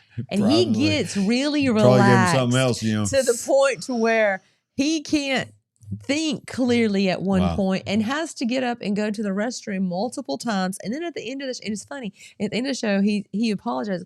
I'm sorry I had to pee so much. Look at this. Oh God. That's funny. I haven't seen the whole interview. I'm gonna go back and watch it. I hadn't seen that part. I've only seen clips of it. But let's add this. Are you going to also talk about that he's on the show because he has a brand new I'm gonna show movie? the trailer. Great. All right. We need to see that. All right, so here we go. This is a clip about him reacting to. They asked him, Joe Rogan asked him, what did you think about how they depicted what you said you went through? The final product is absolutely mind-blowing. Because this isn't just a film. It's a glimpse into something real. It looks like you guys downloaded that out of my brain. You started showing... I want you to think about the wording here. Mm-hmm. The number one thing, and I covered in my book, is that all like Tesla and all these others, they all call it downloads. Now I talk about it too when the Holy Spirit downloads something to me. But I think it's very interesting that he would say, you downloaded from my brain, because that is talk. That is disclosure talk. Well, you need to elaborate on the fact that this entire production is an AI movie. Oh, I didn't know that. The whole thing is? I think the entire movie. I did not know that. It's truly amazing. Why? Obviously. Wow. I'm sure they interviewed him, and there's plenty of old footage that they could have watched, and maybe books or whatever that they could have read to get information. But also there was a close relationship between him and the film producer. But I think this is an entire AI created. Wow, I got to look into that. You need to do the whole podcast because it's quite interesting. Yeah, I'm going to. Of how they used AI to make this, and through his explanations and previous documentaries or whatever, Okay. they put this thing together, and that's why he said it's like you took me back there. That's insane. When I saw it. Mind-blowing. Because this isn't just a film. It's a glimpse into something real. It looks like you guys downloaded that out of my brain. He started showing me pictures, and I went, Jesus, that's really it. It's not really it. It's really it. Later on, he showed me a 3D environment where I could put goggles on and move around inside. I mean, that made the hair stand up on my arms. It felt like I was teleported back there. Those guys spent over 3 years working on it, and they never showed me anything. You know, I always say, oh my God, you won't believe this. I said, show me. It's not done yet. So I really didn't get it to see anything till close to the end. But when I did, really put tears in my eyes. Going, it's not like what I saw. It's exactly what I saw. Yep, that's what he said. Wow. Okay, so let's watch the trailer here. And listen, I'm going to watch this movie in the entire thing, probably more than once. For research. In one of these scenes is where Bob Lazar, he's telling John Lear and I think Gene Huff and I don't know who else, yeah, look, every Wednesday they bring this craft out and they test it out from Area 51. Just think about this. They go on the extraterrestrial highway to the mailbox where we went. We went there. They pull off the road at the mailbox. That's where they watched this flight. Yep. So just think about that when we watch this movie. We were right there. Yeah. That is where I think Bob Lazar took them there twice. And the second time they were there waiting for them and they came out of the dark and arrested them and all that stuff. And if you don't know about the mailbox, it's been torn down, replaced and all this, but there's a spot just out in the middle of nowhere. And you stop and the tradition is you write a note to the aliens and you put it inside the mailbox, and the aliens in the middle of the night or the powers that be that run Area 51 come out and empty it out. So, you know me, I'm going to write a note. So I wrote a note to the aliens and I said, dear aliens, something like that. Thank you for that super chat, Pamela. I said, dear aliens, or whoever gets this, whether you say that you're from another world or not, we know who you are, from the pits of hell. And I don't know if there's any room for you to be saved or whatever, but if anybody's involved in this, it's a human being. You need to repent of your sins and come out, because aliens did not create us. I mean, I just basically wrote a diatribe. I want to know who got that letter. And we also said, hey, watch The Big Picture tonight, 7 Central. Look, Amy said, let Sandy talk, Larry. But remember that. Have I not let you talk? He has, thank you. Okay. But remember, we also left a note that said, watch The Big Picture tonight, because we were there on the same day that the show was going to air, and we recorded it back in the room when we got back to the hotel room. And what was it? Was it New Year's Day that day? Yes, It was either sure was. December 31st or January 1st. So yeah, that was part of our trip. Okay. It was a trip of a lifetime. We ran out of Area 51. If you hadn't seen that yet, that was something. All right, here we go. So this is the trailer for S4, the Bob Lazar story. And by the way, this program, I have so many trailers and things on which I don't know what's going to happen when this thing's over with. I'm going to get hit by all kinds of copyright strikes. But you know what? I don't care, because the ones that were here for it live got to see it all.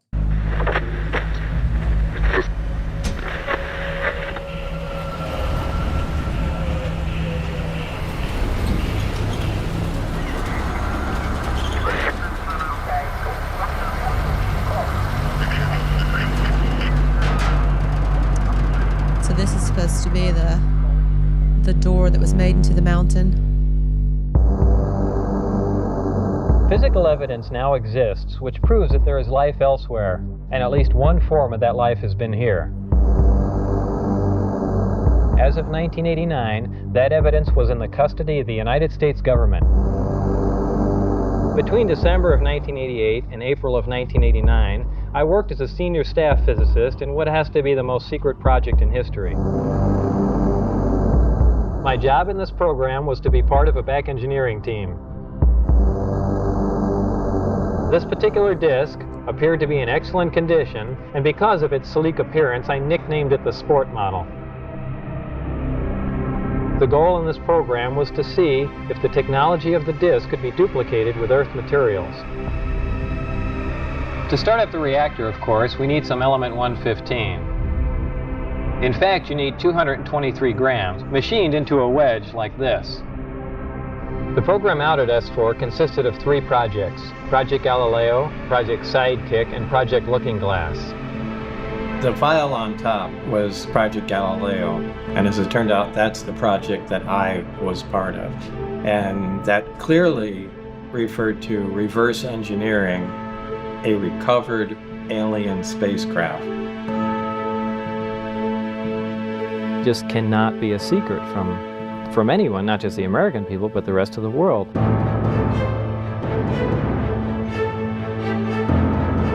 All this stuff is something that happened to him. It's not who he is. Can you imagine being him? They're doing everything they can to keep this information secret. It's a hangar built inside of the mountain. That's empirical evidence. I saw a craft to do that, thanks to him. How this story spills, and the world changed.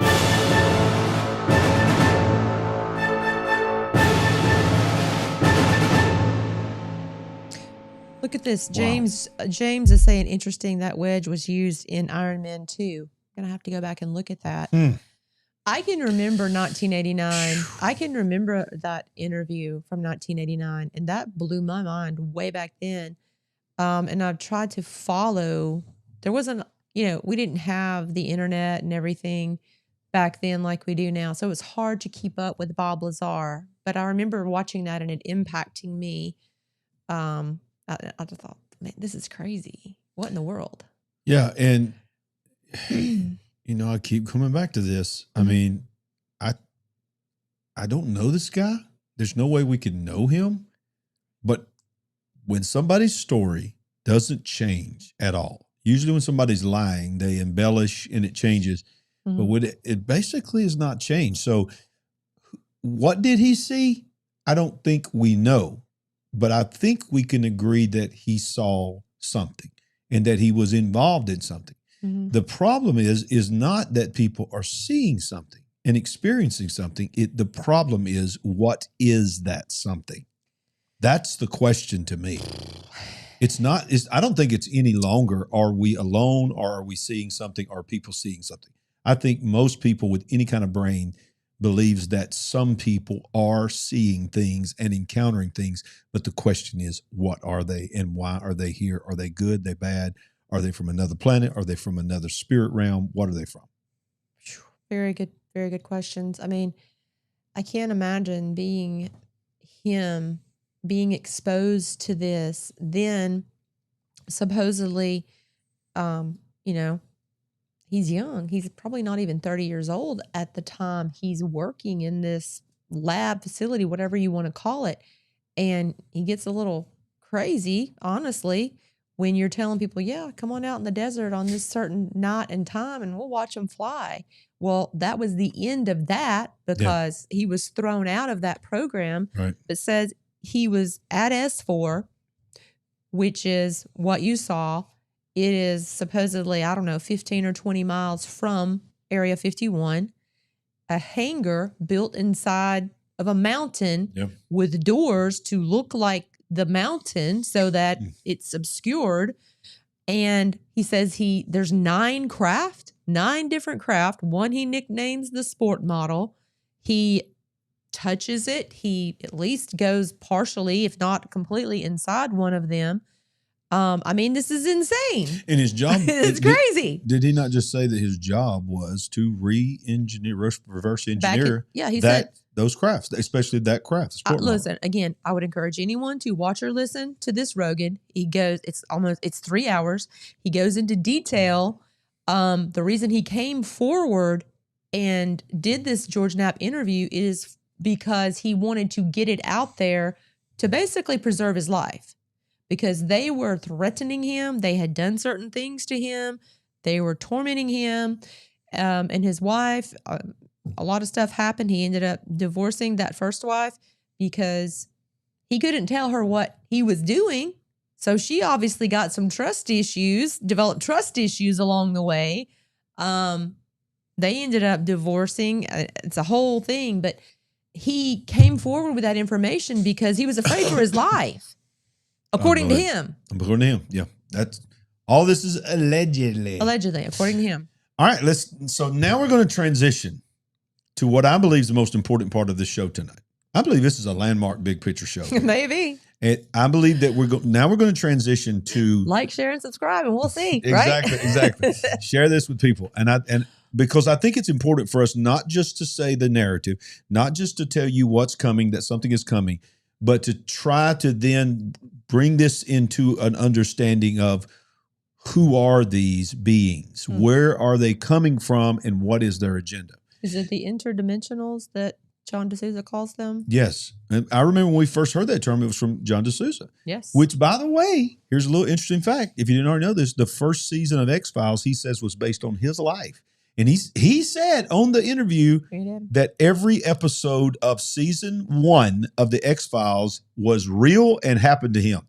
Did he not? I don't know if he said every episode, but he said they somehow got his notes. Who is it? Chris Carter, that was the producer of that series.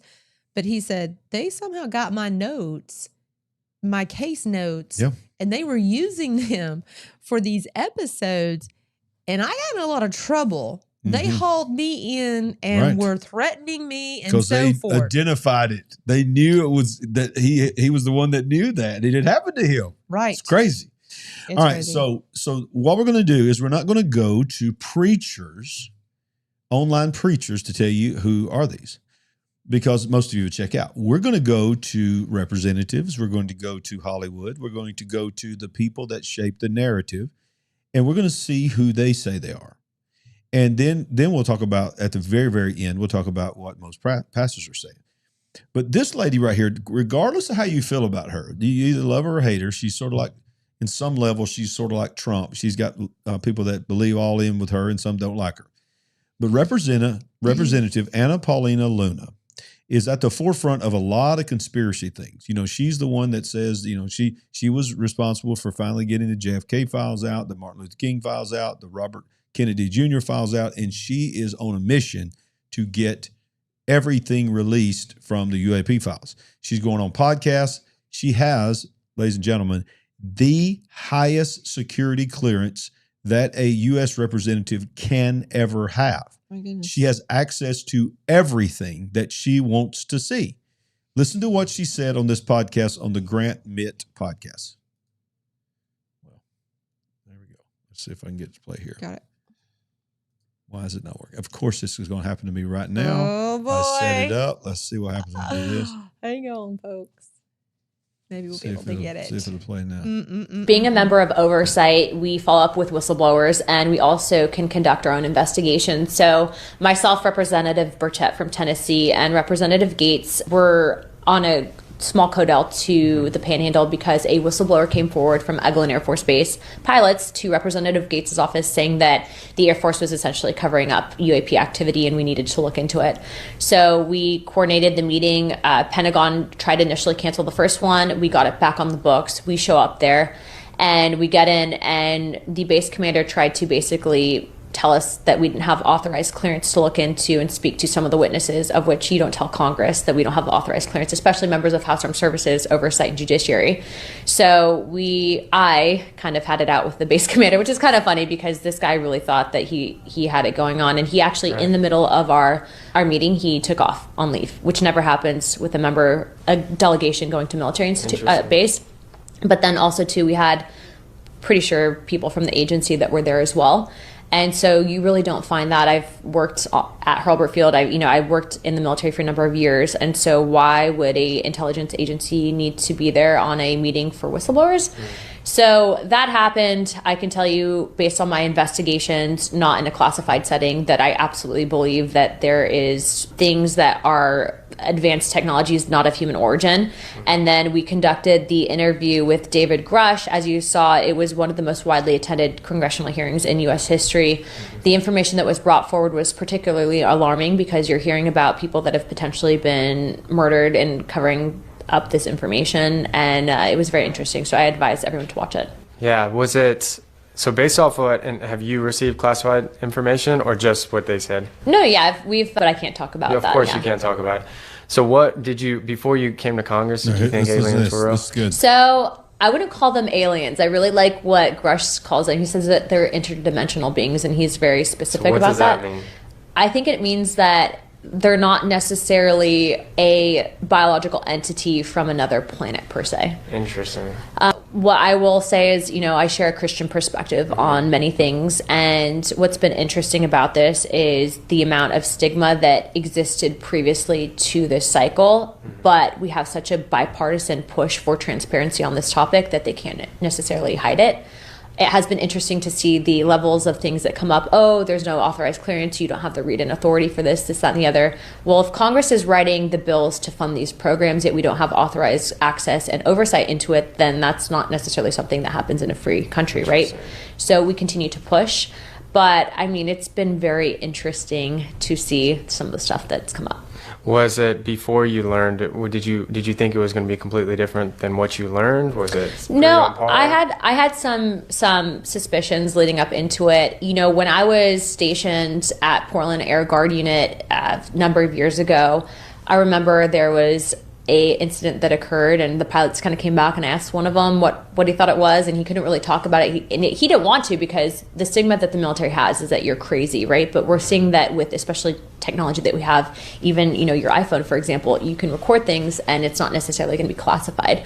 So I kind of knew about it. I knew that that was a thing within the military and that people were kind of worried about talking about it. But I think now, especially with transparency, we hope that more people come forward. The people that have come forward are credible. We've done the background checks on them. They're not, tin hat wearing kooks. Right. But, historically, there's a lot there that's to uncover. And I suggest that everyone look into it on their own.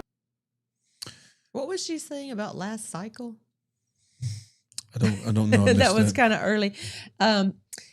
So is it she took her grandmother's name or something?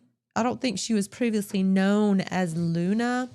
But yeah, so when she first came on the scene, I didn't know anything about her. And I was like, okay, I'm sorry. Girlfriend is going to be talking about if she changed her name to extraterrestrial and all this. And her name is Luna? Very similar to Lunar.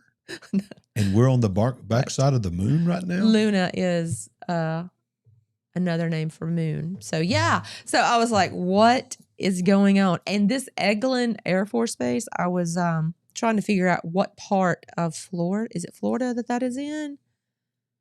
Yeah. I don't know why you're pulling that up. It's near, not that far from Fort Walton. So. Okay.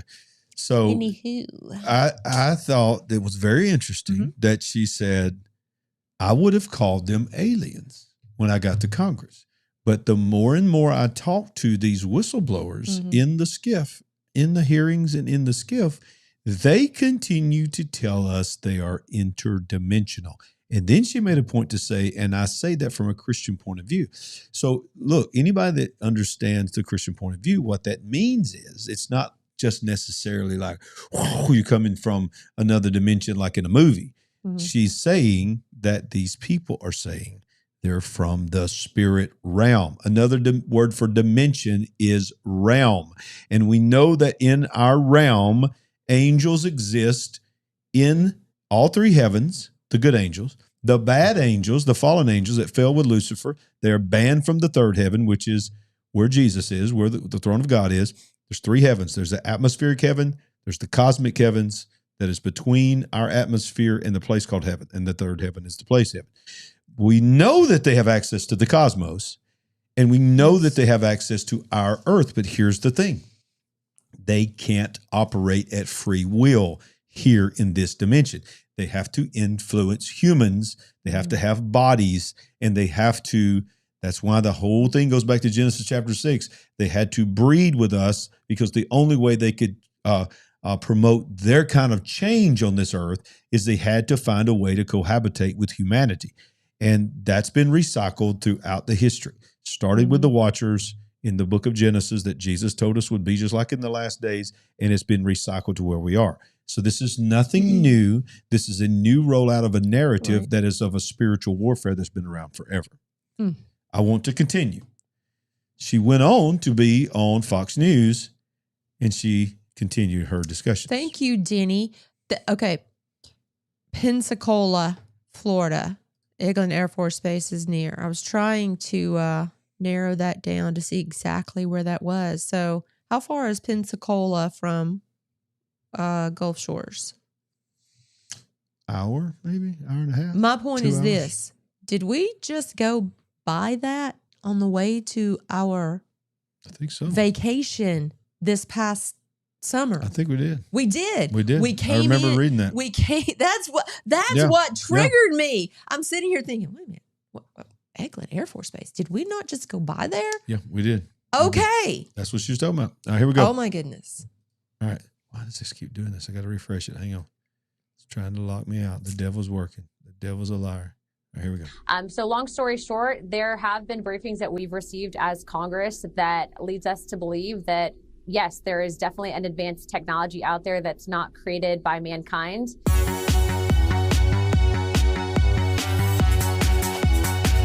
This is Luna again. Close to a decade ago, people say that I am the Christian Alex Jones. So if you start selling vitamins, oh yeah, babe. Somebody screenshot that, please. Danielle, are you out there? Demons! You know, We don't have vitamins, but I am looking into that X39 patch, collagen peptides. Changing my color in my hair. I exclusively revealed on Joe Rogan's popular podcast that from all of my research in the global sun missions, aliens don't come from distant star systems. They don't fly here in like tin can flying saucers. They come interdimensionally, and we have limited spectrum, even sight of what's in our normal light spectrum, not to mention the other dimensions, not to mention all the different fields that come into our dimension. And I've talked to high-level Pentagon people, CIA, you name it, scientists, physicists. They've said absolutely it's an interdimensional invasion. That's what the Bible talks about in every other ancient religion, that there's this unseen, but it's coming into our universe. It's coming into our domain. It's coming into our dimension. So here's a clip of her on Fox News Friday night talking about, yeah, it's interdimensional, but it's classified. I can't tell you yet. I'm going to tell you soon. But what they know from people in the Air Force I've talked to and what's already been declassified is a craft will show up, and then it's 100 miles away instantly. Pew, pew. Or wow, it'll be flying Mach 20 and make a perfect turn. Nothing can do that. Because in gravity, that would crush anything. You could have a solid block of stainless steel doing Mach 15, and if it made a perfect turn, it would flatten it out. So we know they're interdimensionally jumping from point to point. And so now Trump's talking about a big reveal here. Obama's saying aliens are real. I don't just believe Obama. I do believe there are obviously things that aren't human. But why are they announcing it now? Is it a distraction from Epstein? Sure, but Trump said when he first got reelected a year ago, I'm going to do disclosure. Ordered Hex says prepare the report in the next year that's about to be released. So regardless, this is really, really important. And being focused on UFOs or extraterrestrials doesn't take away from exposing Epstein. We're focused on that. But there's a lot of disclosure happening right now. A lot of really, really crazy stuff happening on every front because this is part of the Great Awakening. So I'm going to go to her clip on Fox, and I want you to give me your take below. Non-human visitors to Earth. Well, he gave classified information. He's not supposed to be doing that. You know? So aliens are real.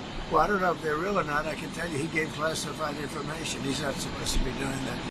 So that got a lot of attention. Hours later, the president posting on Truth Social that he's directing the release of government files related to alien and extraterrestrial life and UFOs. He wants everything to come out that the government has on this. So with that, we bring in Republican Congresswoman from Florida, Anna Paulina Luna. She is chair of the Oversight Committee Task Force on the Declassification of Federal Secrets. She has said that there is evidence of interdimensional beings that can operate through the time spaces that we currently have, which is obviously going to catch a lot of people's attention. Anna Paulina Luna, thank you very much, Congresswoman. It's good to have you with us today. So I want to go back to that. You told Joe Rogan in a podcast in August when you were discussing all of this that you have viewed evidence of interdimensional beings here on Earth and that they operate through the time spaces that we currently have. Can you explain what you mean by that? Yeah, I think that a good example would be some of the photo visual evidence that we've seen directly in some of these classified briefings that will now be made public. One of the famously now, I guess, infamous videos that we showed in one of our hearings was actually a video that was dead dropped to Eric Burleson, who's a member of Congress, from within the Department of War, and it shows a UAP, an unidentified aerial phenomena, deflecting a Hellfire missile. This was taken off of ISR footage off the coast of, I believe it was Yemen. So long story short, there have been briefings that we've received as Congress that leads us to believe that, yes, there is definitely an advanced technology out there that's not created by mankind. And yes, of course, we've seen other evidence where it could potentially be UAPs, and then we later find out that there's drones. But there is a certain amount of evidence that we simply can't explain. Some of the physics that are defied in how these vehicles operate are very interesting to note. And we are not the only government that's, looked into this extensively. But I really do look at this from a lens of national security. And as you know, as we continue to evolve specifically on the front of AI and drone technology, we have to ensure that are these things, whatever they may be. Are they potential adversarial weapons, advanced weapons, or not? And I think the whole aspect that the federal government can deny access to members of Congress, of which has happened not just to myself, but to other members of Congress as well, is not just alarming, but it's also something that cannot truly exist in a free and fair society. Government should not operate in secrecy. And so I look forward to the American people being able to determine their own conclusion after they've seen some of the evidence that we have seen. But most recently, Representative Gates actually came forward. He was on that initial CODAL with me and Representative Tim Burchett, where we were denied access. And he will tell you that if you've seen some of the stuff that we've seen, you will too become a believer. So, whoa, this was on Alex Jones on February 20th. So who knows when that was actually recorded and released. Wow. Shout out to, is it James Shrimp Fajitas? Are you the one who said there's supposedly a jump room at Ragland Air Force Base? Where's it at? Oh, that was. There's a constructed. No, it was way before that. Okay. But we do want to give a shout out to Jimmy Mounts, who says he lives in Clay. Thank you right for next watching. to us. Yeah, thank you for watching, bro. Thank you for Appreciate that. being so nice. And Ruth Ann Orick, what did she say? I can't remember what she was talking about, but And no red line, my buddy Joe Deemer's just pew pew pew. Yeah. All right. So here we go. One more, and then we really kick it in for the final segment of the show. Okay. You're gonna release all the UFO files? We're working on it. It's funny. When I came in, I was obsessed with the UFO files, and then you start getting really busy worrying about the economy and national security and things like that. But I've still got 3 more years as vice president. I will get to the bottom of the UFO files. Okay. Have you peeked? Have you done a peek?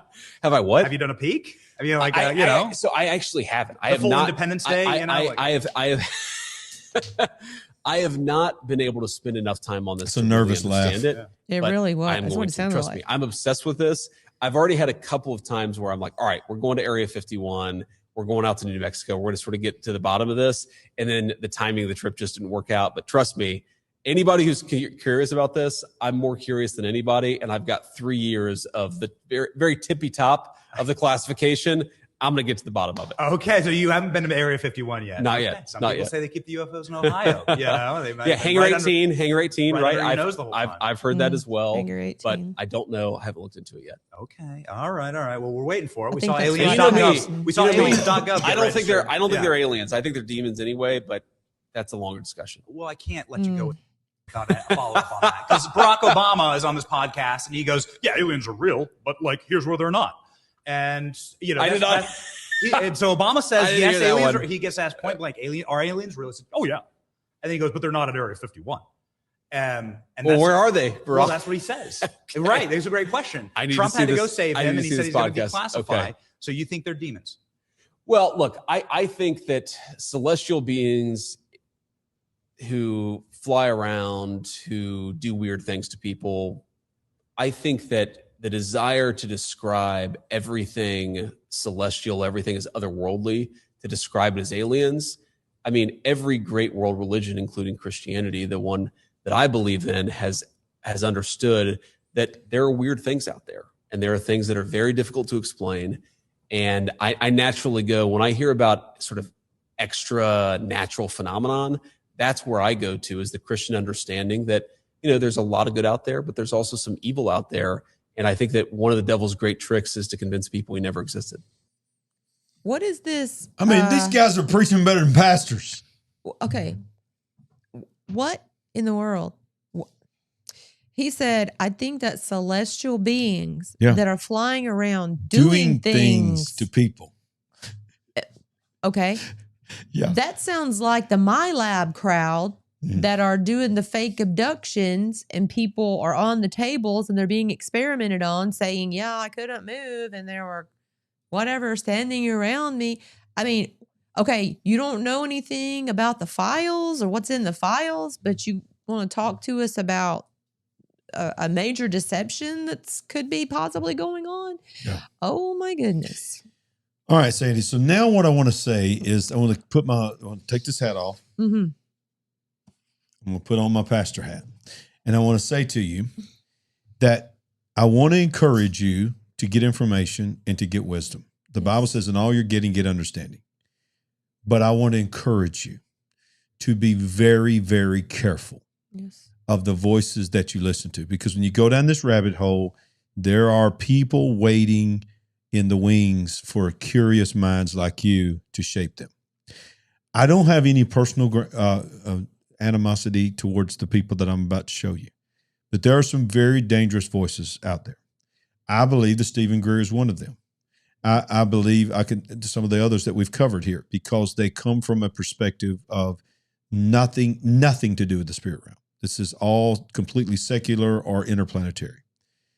Now, there is another man that has been around for a while, but he is rising prominently, and he is like a gentle grandpa. He's going on all these shows, and he is just so soft-spoken and so loved by people the way he presents. Here he is, Chris Bledsoe. Right. Chris Bledsoe is becoming a voice right now, and he was raised a Christian. I believe he was raised a Pentecostal Christian is what I heard. And he had some encounters, some things happened in his life. We're not going to go into all the story. We don't have that much time. But he made a prediction, which of course did not come true, that he had this feminine entity that's an alien came to him and told him that there was going to be some major things that was going to happen, I believe, yesterday on Easter Sunday. Is that right? It was supposed to be yesterday. Okay. Hathor. Yes. So this is a clip from when he was on News Nation with Russ Cohart, and they're talking about this day coming. Now, of course, we have hindsight that it didn't happen, but I just want you to see the gentle spirit of this man, and he is winning a lot of people to something that I'm going to cover after this for the last few minutes that we have, called Christ consciousness. This is what we were talking about way back at the beginning of the show, when we were saying people are becoming aware and they're starting to do their own research. Yes. And they can fall into gaping holes like with this man, with Stephen Greer. Yes. This is our concern. People being deceived, well-meaning people being deceived. Exactly. The lady explained to me that in April of 26, Thank you for that there would be an alignment where this star, which is a blue star, to me, that in April of 26, there would be an alignment where this star, which is a blue star, of Regulus appears on the horizon in front of the Sphinx, and it would be red. And you know what? This is right. That's what she said. I've actually spoken to astronomers. This is the phenomenal thing about this. Yeah, and she said it'll be red. And when that happens, it would mark a shift into a new knowledge, not an apocalypse. That's what she told me. It doesn't mean Jesus is coming back. There's a new knowledge that's coming. What is that? Is it under the pyramids they've discovered something? Is it the Hall of Records? Is it disclosure? Y'all, when you begin to see the spiritual rollout that's coming with the governmental rollout, that's when you wake up. I am hearing these terms. Jesus is being brought into this disclosure. He is being brought in. You have on one side saying these are interdimensional, they're demons.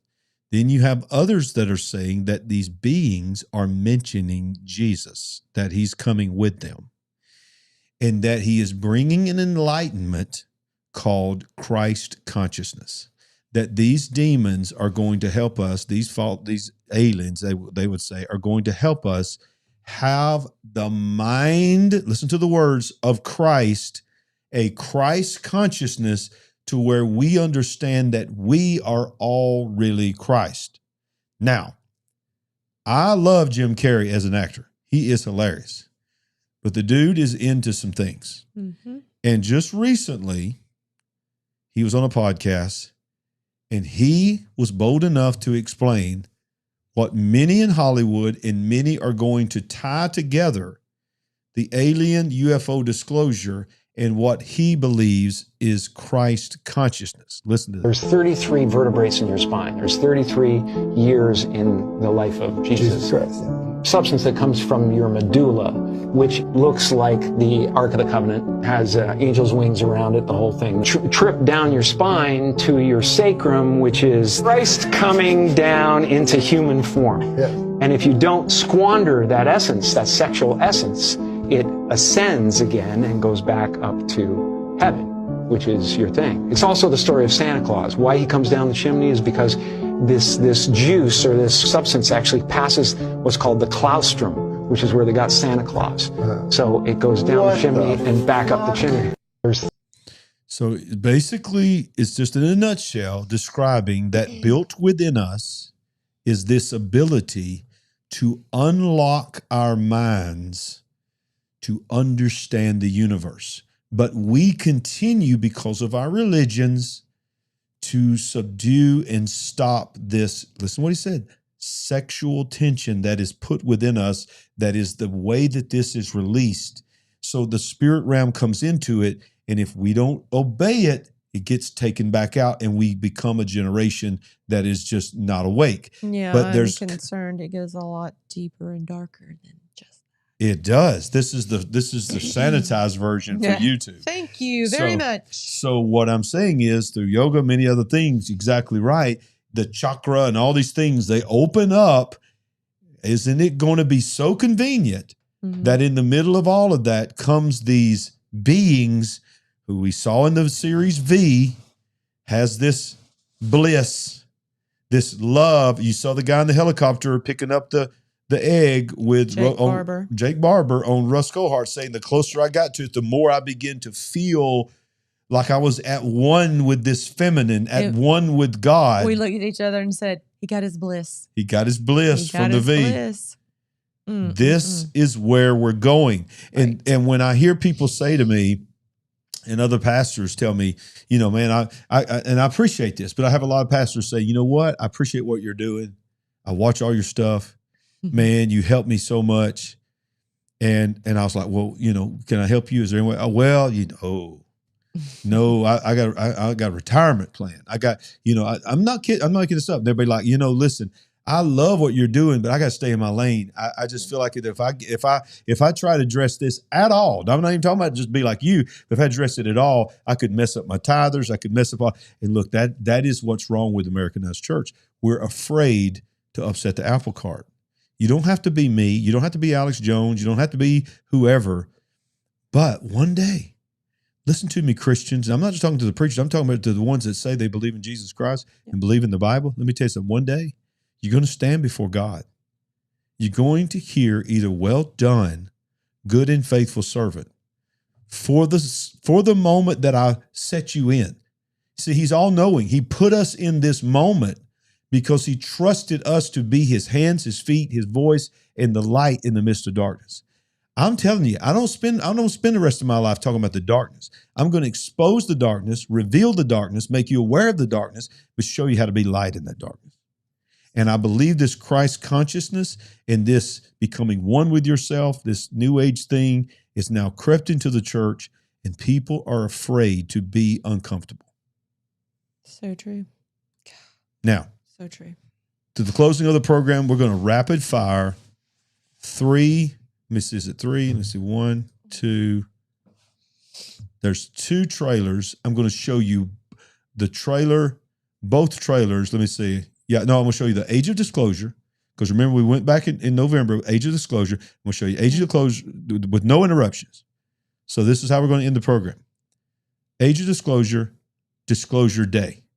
Then we will speak our reaction to that, and then we have the words of one of the UFO spiritual warfare generals is going to tell us what we're looking at. You ready? Let's go. Here we go. Age of Disclosure. You can watch this on Amazon right here. You had repeated instances of something operating in the airspace over restricted nuclear facilities, and it's not ours. These are otherworldly things that are performing maneuvers that haven't been seen. I have seen with my own eyes non-human craft and non-human beings. This is so secret. There have been very few people in our entire government that have been allowed or provided access to it. Even presidents have been operating on a need-to-know basis, but that begins to ramp out of control. It's not acceptable to have secret parts of government that no one ever sees. People have been hurt protecting and hiding this information. Some people claim it would cost them their lives if they spoke out about these things. You had information being locked away that could change the trajectory for a species.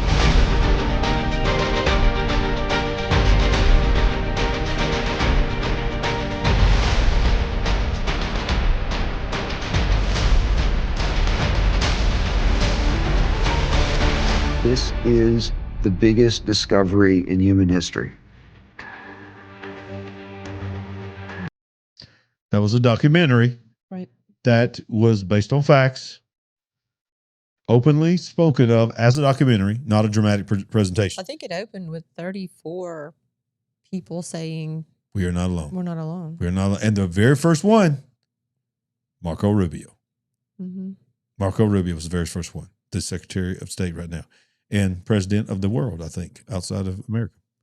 All right.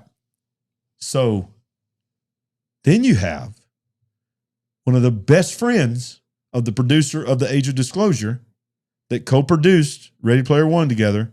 Dan Farrow. Dan Farrow is going to come. Steven Spielberg is going to come out of retirement, and for what many people believe his swan song movie of his illustrious career, coming out on June 12th, 2026. This is the second trailer that just dropped. Disclosure Day. What did you steal? Secrets. The data they paid me to protect. The data they paid me to protect. We're going to do a reaction to this. People. Crop circle.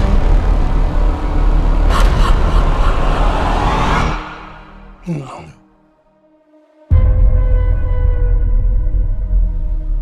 Good morning, Kansas City. Let's take a look at today. Today is today's. Do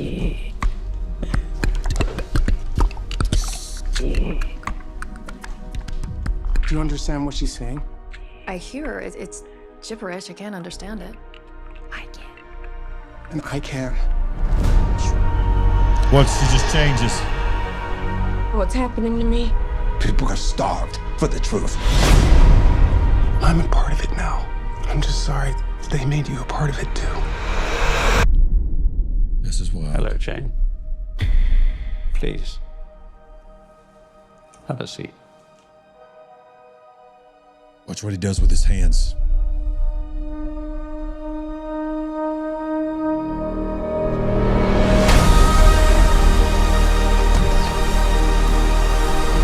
This 79-year terror campaign of lies has to end.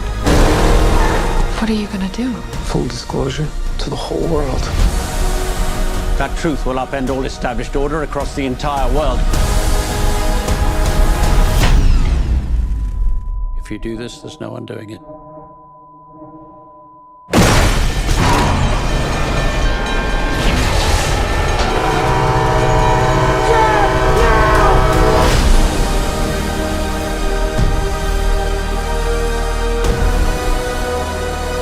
Why would they do this?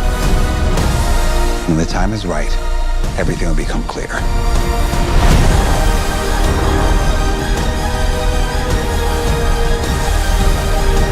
Whatever happens, don't you let go.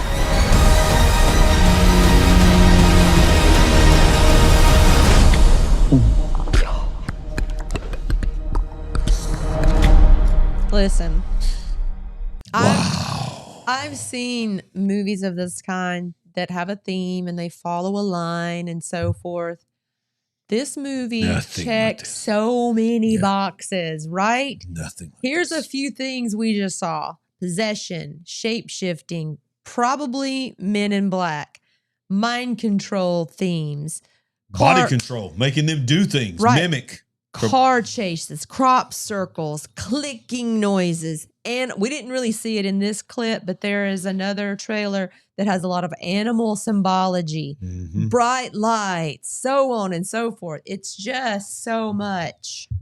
Well, I want to just see if I can go back to this one scene here and show you this. You'll miss it if you don't see if I can find it. I won't take too much time, but I want to show this. Where's it at? Mm. You have to go back and Is watch it the clicking part? No. Okay. It's the chalkboard. The Okay. chalkboard has the date Oh. of Roswell. It has the date of Roswell, and it says 109 or something like that occupants. Okay. Did you miss it? I did miss that. I know that's Coleman Domingo that says this 79-year deception, whatever he said in that scene. That's true. Yeah. It is 79 years. Yeah, it won't let me just stop on a scene, man. I hate that. Or we'll be coming up on 79 years. So we're going to do. I July. think me and you just need to do a short reaction to this trailer. Okay. I mean, we need to do a short reaction to this trailer. Okay. So the last thing I want to show you, and I'm going to bring in our friend. Here he is, L.A. Marzulli. Yes. And he's going to give his reaction to the trailer, and he's going to give his reaction to what he thinks is about to happen in Disclosure. Now, I want to just say that tomorrow is a huge day for my book. If you're interested at all, if you're not, then that's okay. But I worked hard on this book. This thing has been in production for almost 9 months, and it's finally coming out. Tomorrow is the official ship day, The Final Flood, which deals with all of this and more. And it, of course, is just full of scripture, showing you what the Bible says about this whole long game that the enemy has played. So if you want to help me get this out in front of as many people that would never hear the gospel ever, this is how you can do it. Tomorrow, if you're watching this live, if you're watching on the replay, it may already be tomorrow, but April 7th, Tuesday, April 7th is the ship date. You cannot leave a review until tomorrow. Tomorrow, we need to flood Amazon with reviews. The best way to do it, you don't have to do it. You can go through my website to do it, but the best way to do it to help with the algorithm is go to Amazon and search in the search bar, The Final Flood by Larry Ragland or The Final Flood. Just find me in the search. But the best way to do it is to type in The Final Flood by Larry Ragland. And when you do that, then you see it pop up, click on it. And if you can, buy it there tomorrow, or you can even do that tonight. But just buy it from Amazon so you'll be a verified purchase. They promote verified purchase reviews in front of everyone. That is the highest currency you can in the algorithm of Amazon. And if you have the paperback, maybe you was at the prophecy conference and you got a signed copy there, or you've already got it or whatever, that's good. And there's no pressure to do this whatsoever. But you'll notice that the Kindle version that was $20 and it was like it was $21.09. It is on sale right now for $9.99. Amazon did that. So for $10 you can get the Kindle version to put on your iPad, your phone, or whatever, or maybe even gift it to somebody. And that makes you a verified purchaser either way. And if you can't do either one and you just got the book at home, that's fine. We need to flood with reviews. So I'm encouraging everybody that can to go out there, take a picture of you holding the book or lay it on your desk, but best to always just sort of take a picture of it, you reading it or something like that, and then make a review. Of course, we're asking for 5-star reviews, but be honest and be sincere about how you felt about it, and put a sentence or two in there that will just take it and then put it in as front of many people as possible. This thing is already a #1 bestseller in several new release categories, and that is because of you. Yes. And I am just on here to say thank you, because it would not be possible without our Big Picture family, and you have made this happen. So now we want to take it to the next level, because as hungry as you are for this knowledge, there are people out there that are hungry for the truth, that are getting it from other sources that are not biblical. Mm-hmm. They need to see a biblical source. And when we blow it up on that day, that's what happens. So any comments before we show L.A. Marzulli on how you feel about the book and what's about to happen? I hope you guys do go out there, purchase the book or the Kindle. Definitely leave that review. We just appreciate you, whether you buy the book or not. We thank you for being a part of the Big Picture family and being here tonight and always, and continue to pray for us. Yes. And by the way, just so for clarity, the reviews, we want to blow it up on day 1 tomorrow, but they can come anytime. Anytime after tomorrow, it continues to help. So please don't just review it without reading it. Read it and give an honest review. I want an honest review of how you feel about it. And if it was mediocre, read it. It was a pretty good book. Mediocre. It could have been better. Whatever. But, I'm hoping that it blesses you, and then you can see, hey, I'm going to give him a 5-star I know review. it will. You're going to really enjoy it. All right, so the last thing we're going to go to is none other than the OG. Great friend. The OG. He is a great friend, y'all. He's amazing. L.A. Marzulli, he's been on our program here. I've been on his program. I was in his conference that he just had. That, by the way, you can still go and watch.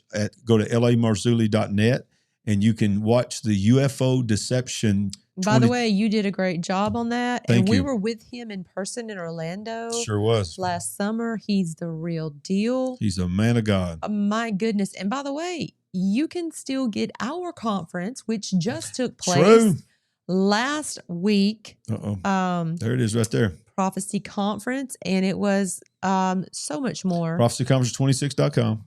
Go out there and purchase that streaming. It's I'm down telling below. you what, it is jam-packed. You can watch will absolutely 2, enjoy 4, that. 6 entire sessions that you can watch. All right.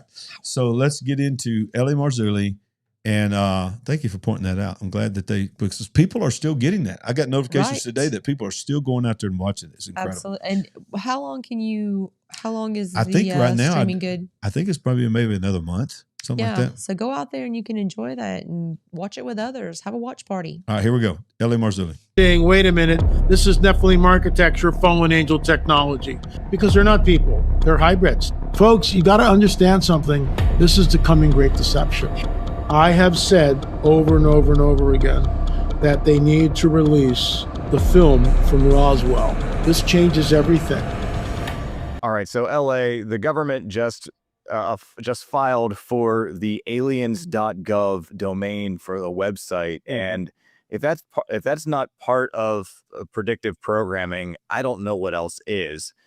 And we've got a big movie, Steven Spielberg, who you've referenced a lot as one of the big guys really helping shape the minds and getting people ready for this disclosure. He has a movie called Disclosure Day, and they just released another trailer for this. And so we're going to do a reaction to this.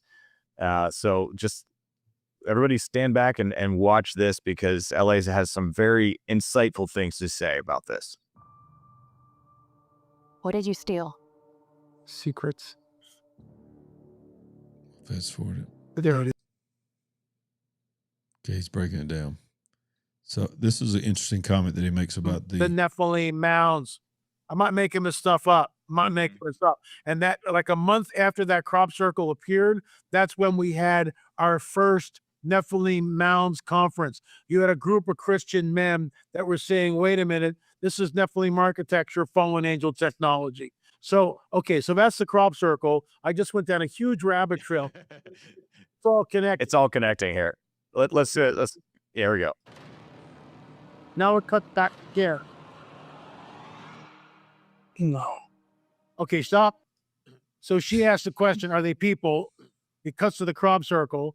Then it cuts back to her. She turns and he whispers, no, because they're not people. They're hybrids. Right. They're hybrid. Look, why would Jesus warn us 2,000 years ago that it would be like the days of Noah when he returns? First question is all the people going, where is he going? Where are you going? What do you mean the days of Noah? What are you talking about? But they all know what the days of Noah are. Right. Why? Because the bones of the Nephilim are openly on display in Jerusalem at the time when Jesus says that statement. How do we know that? First century historian Josephus states on the record, right, 2,000 years ago, the bones of the Nephilim are openly on display in Jerusalem at the time of his writing. That's first century. So Jesus is referencing, everybody knows what he's talking about. And the Nephilim are the progeny of the fallen angels and the human women. Guess what? Exactly what's going on right now, today, right now. Same thing. There it is. It is the days of Noah. It is fallen angels. It is demonic. They are not our friends. They are not benevolent. They are not bringing bliss. They are going to be a part of the end game of the enemy's attempt to destroy and remove the image bearers of God. And if you do not know where you stand with God, you do not, and I'm not talking about the God of the universe. I'm not talking about the being in line with yourself and the universe. You need to know Jesus Christ. We are unashamed on this channel. You can believe what you want to believe, but we're going to say what we're going to say. And you come on this channel and we're going to tell you the big picture is there's more going on in the world of the unseen realm than you can even see with and feel and experience with your five senses. And you better know your heart is right with God. Closing thoughts. All I can say is tonight's show has been fire. It is the longest show we've ever done. I think it might be, Sandy, one of the most important shows we've done. Probably. Yeah. Because I feel like that if you'll have an open mind and understand that throughout this program, we have made it very clear where we stand. We have been unashamed of where we stand, but we have shown you what the world is saying. Right. We have tried to show you what is coming. Now it's on you. And if you're not, you're not saying, you're not anti, you're saying, okay, I'm willing to listen to this. This has helped me. Then let me just tell you something. There's a lot of people in your family and in your circle of friends that need answers as well. Copy the link to this, get you about 5 to 6 people and just text it to them. Don't share it on Facebook and all that. Thank you. But text it and send it to some people and say, look, just have an open mind and listen to these 2 people, just country folks from Birmingham, Alabama, was raised in a small town you were of 700 people. I mean, just a little old town here we've been pastoring the same church for over 30 years. We're sitting in our bedroom in our house talking about this, but I think that it would help some people. I think so too. I hope you will really consider doing that. Amen. Thank you for being with us on The Big Picture. We always remind you that no matter what's going on in the world, you can see it behind us. We ain't woke, but we are certainly awake. Here's a little bit more and one last chance. I don't know how many more times I'll play this. Prophecy Conference, 26.com. Go get your streaming access. We have breaking news. Breaking news. In regard to 2026, I believe that God is giving birth to a reaping generation. Are you serious? Are you serious? The Spirit of the Lord is saying, you are made for this time. You are made for this time. I'm giving you reformers. I'm giving you leaders. I'm giving you people that can stand and rise with the world and the way things are going. We do live a supernatural existence. We do live in a world where there is a cosmic war constantly for your soul. The sooner you can come to understand that that is a reality, everything else just falls into place. I'm going to tell you right now that the technology for the bring about the mark of the beast is on its way. Jesus said, look for the days of Noah. Go back and study the days of Noah and bow up, man up, woman up, put your armor on, grab your sword, and get ready. Because Disclosure Day is here.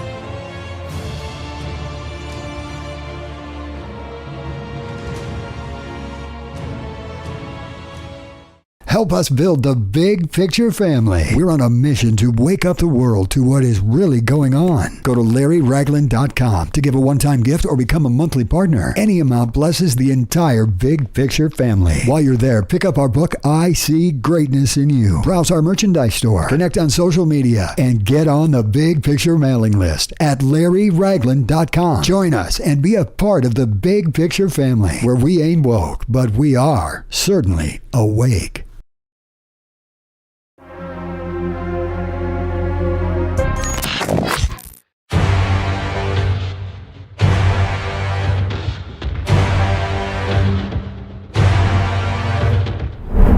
You're watching The Big Picture.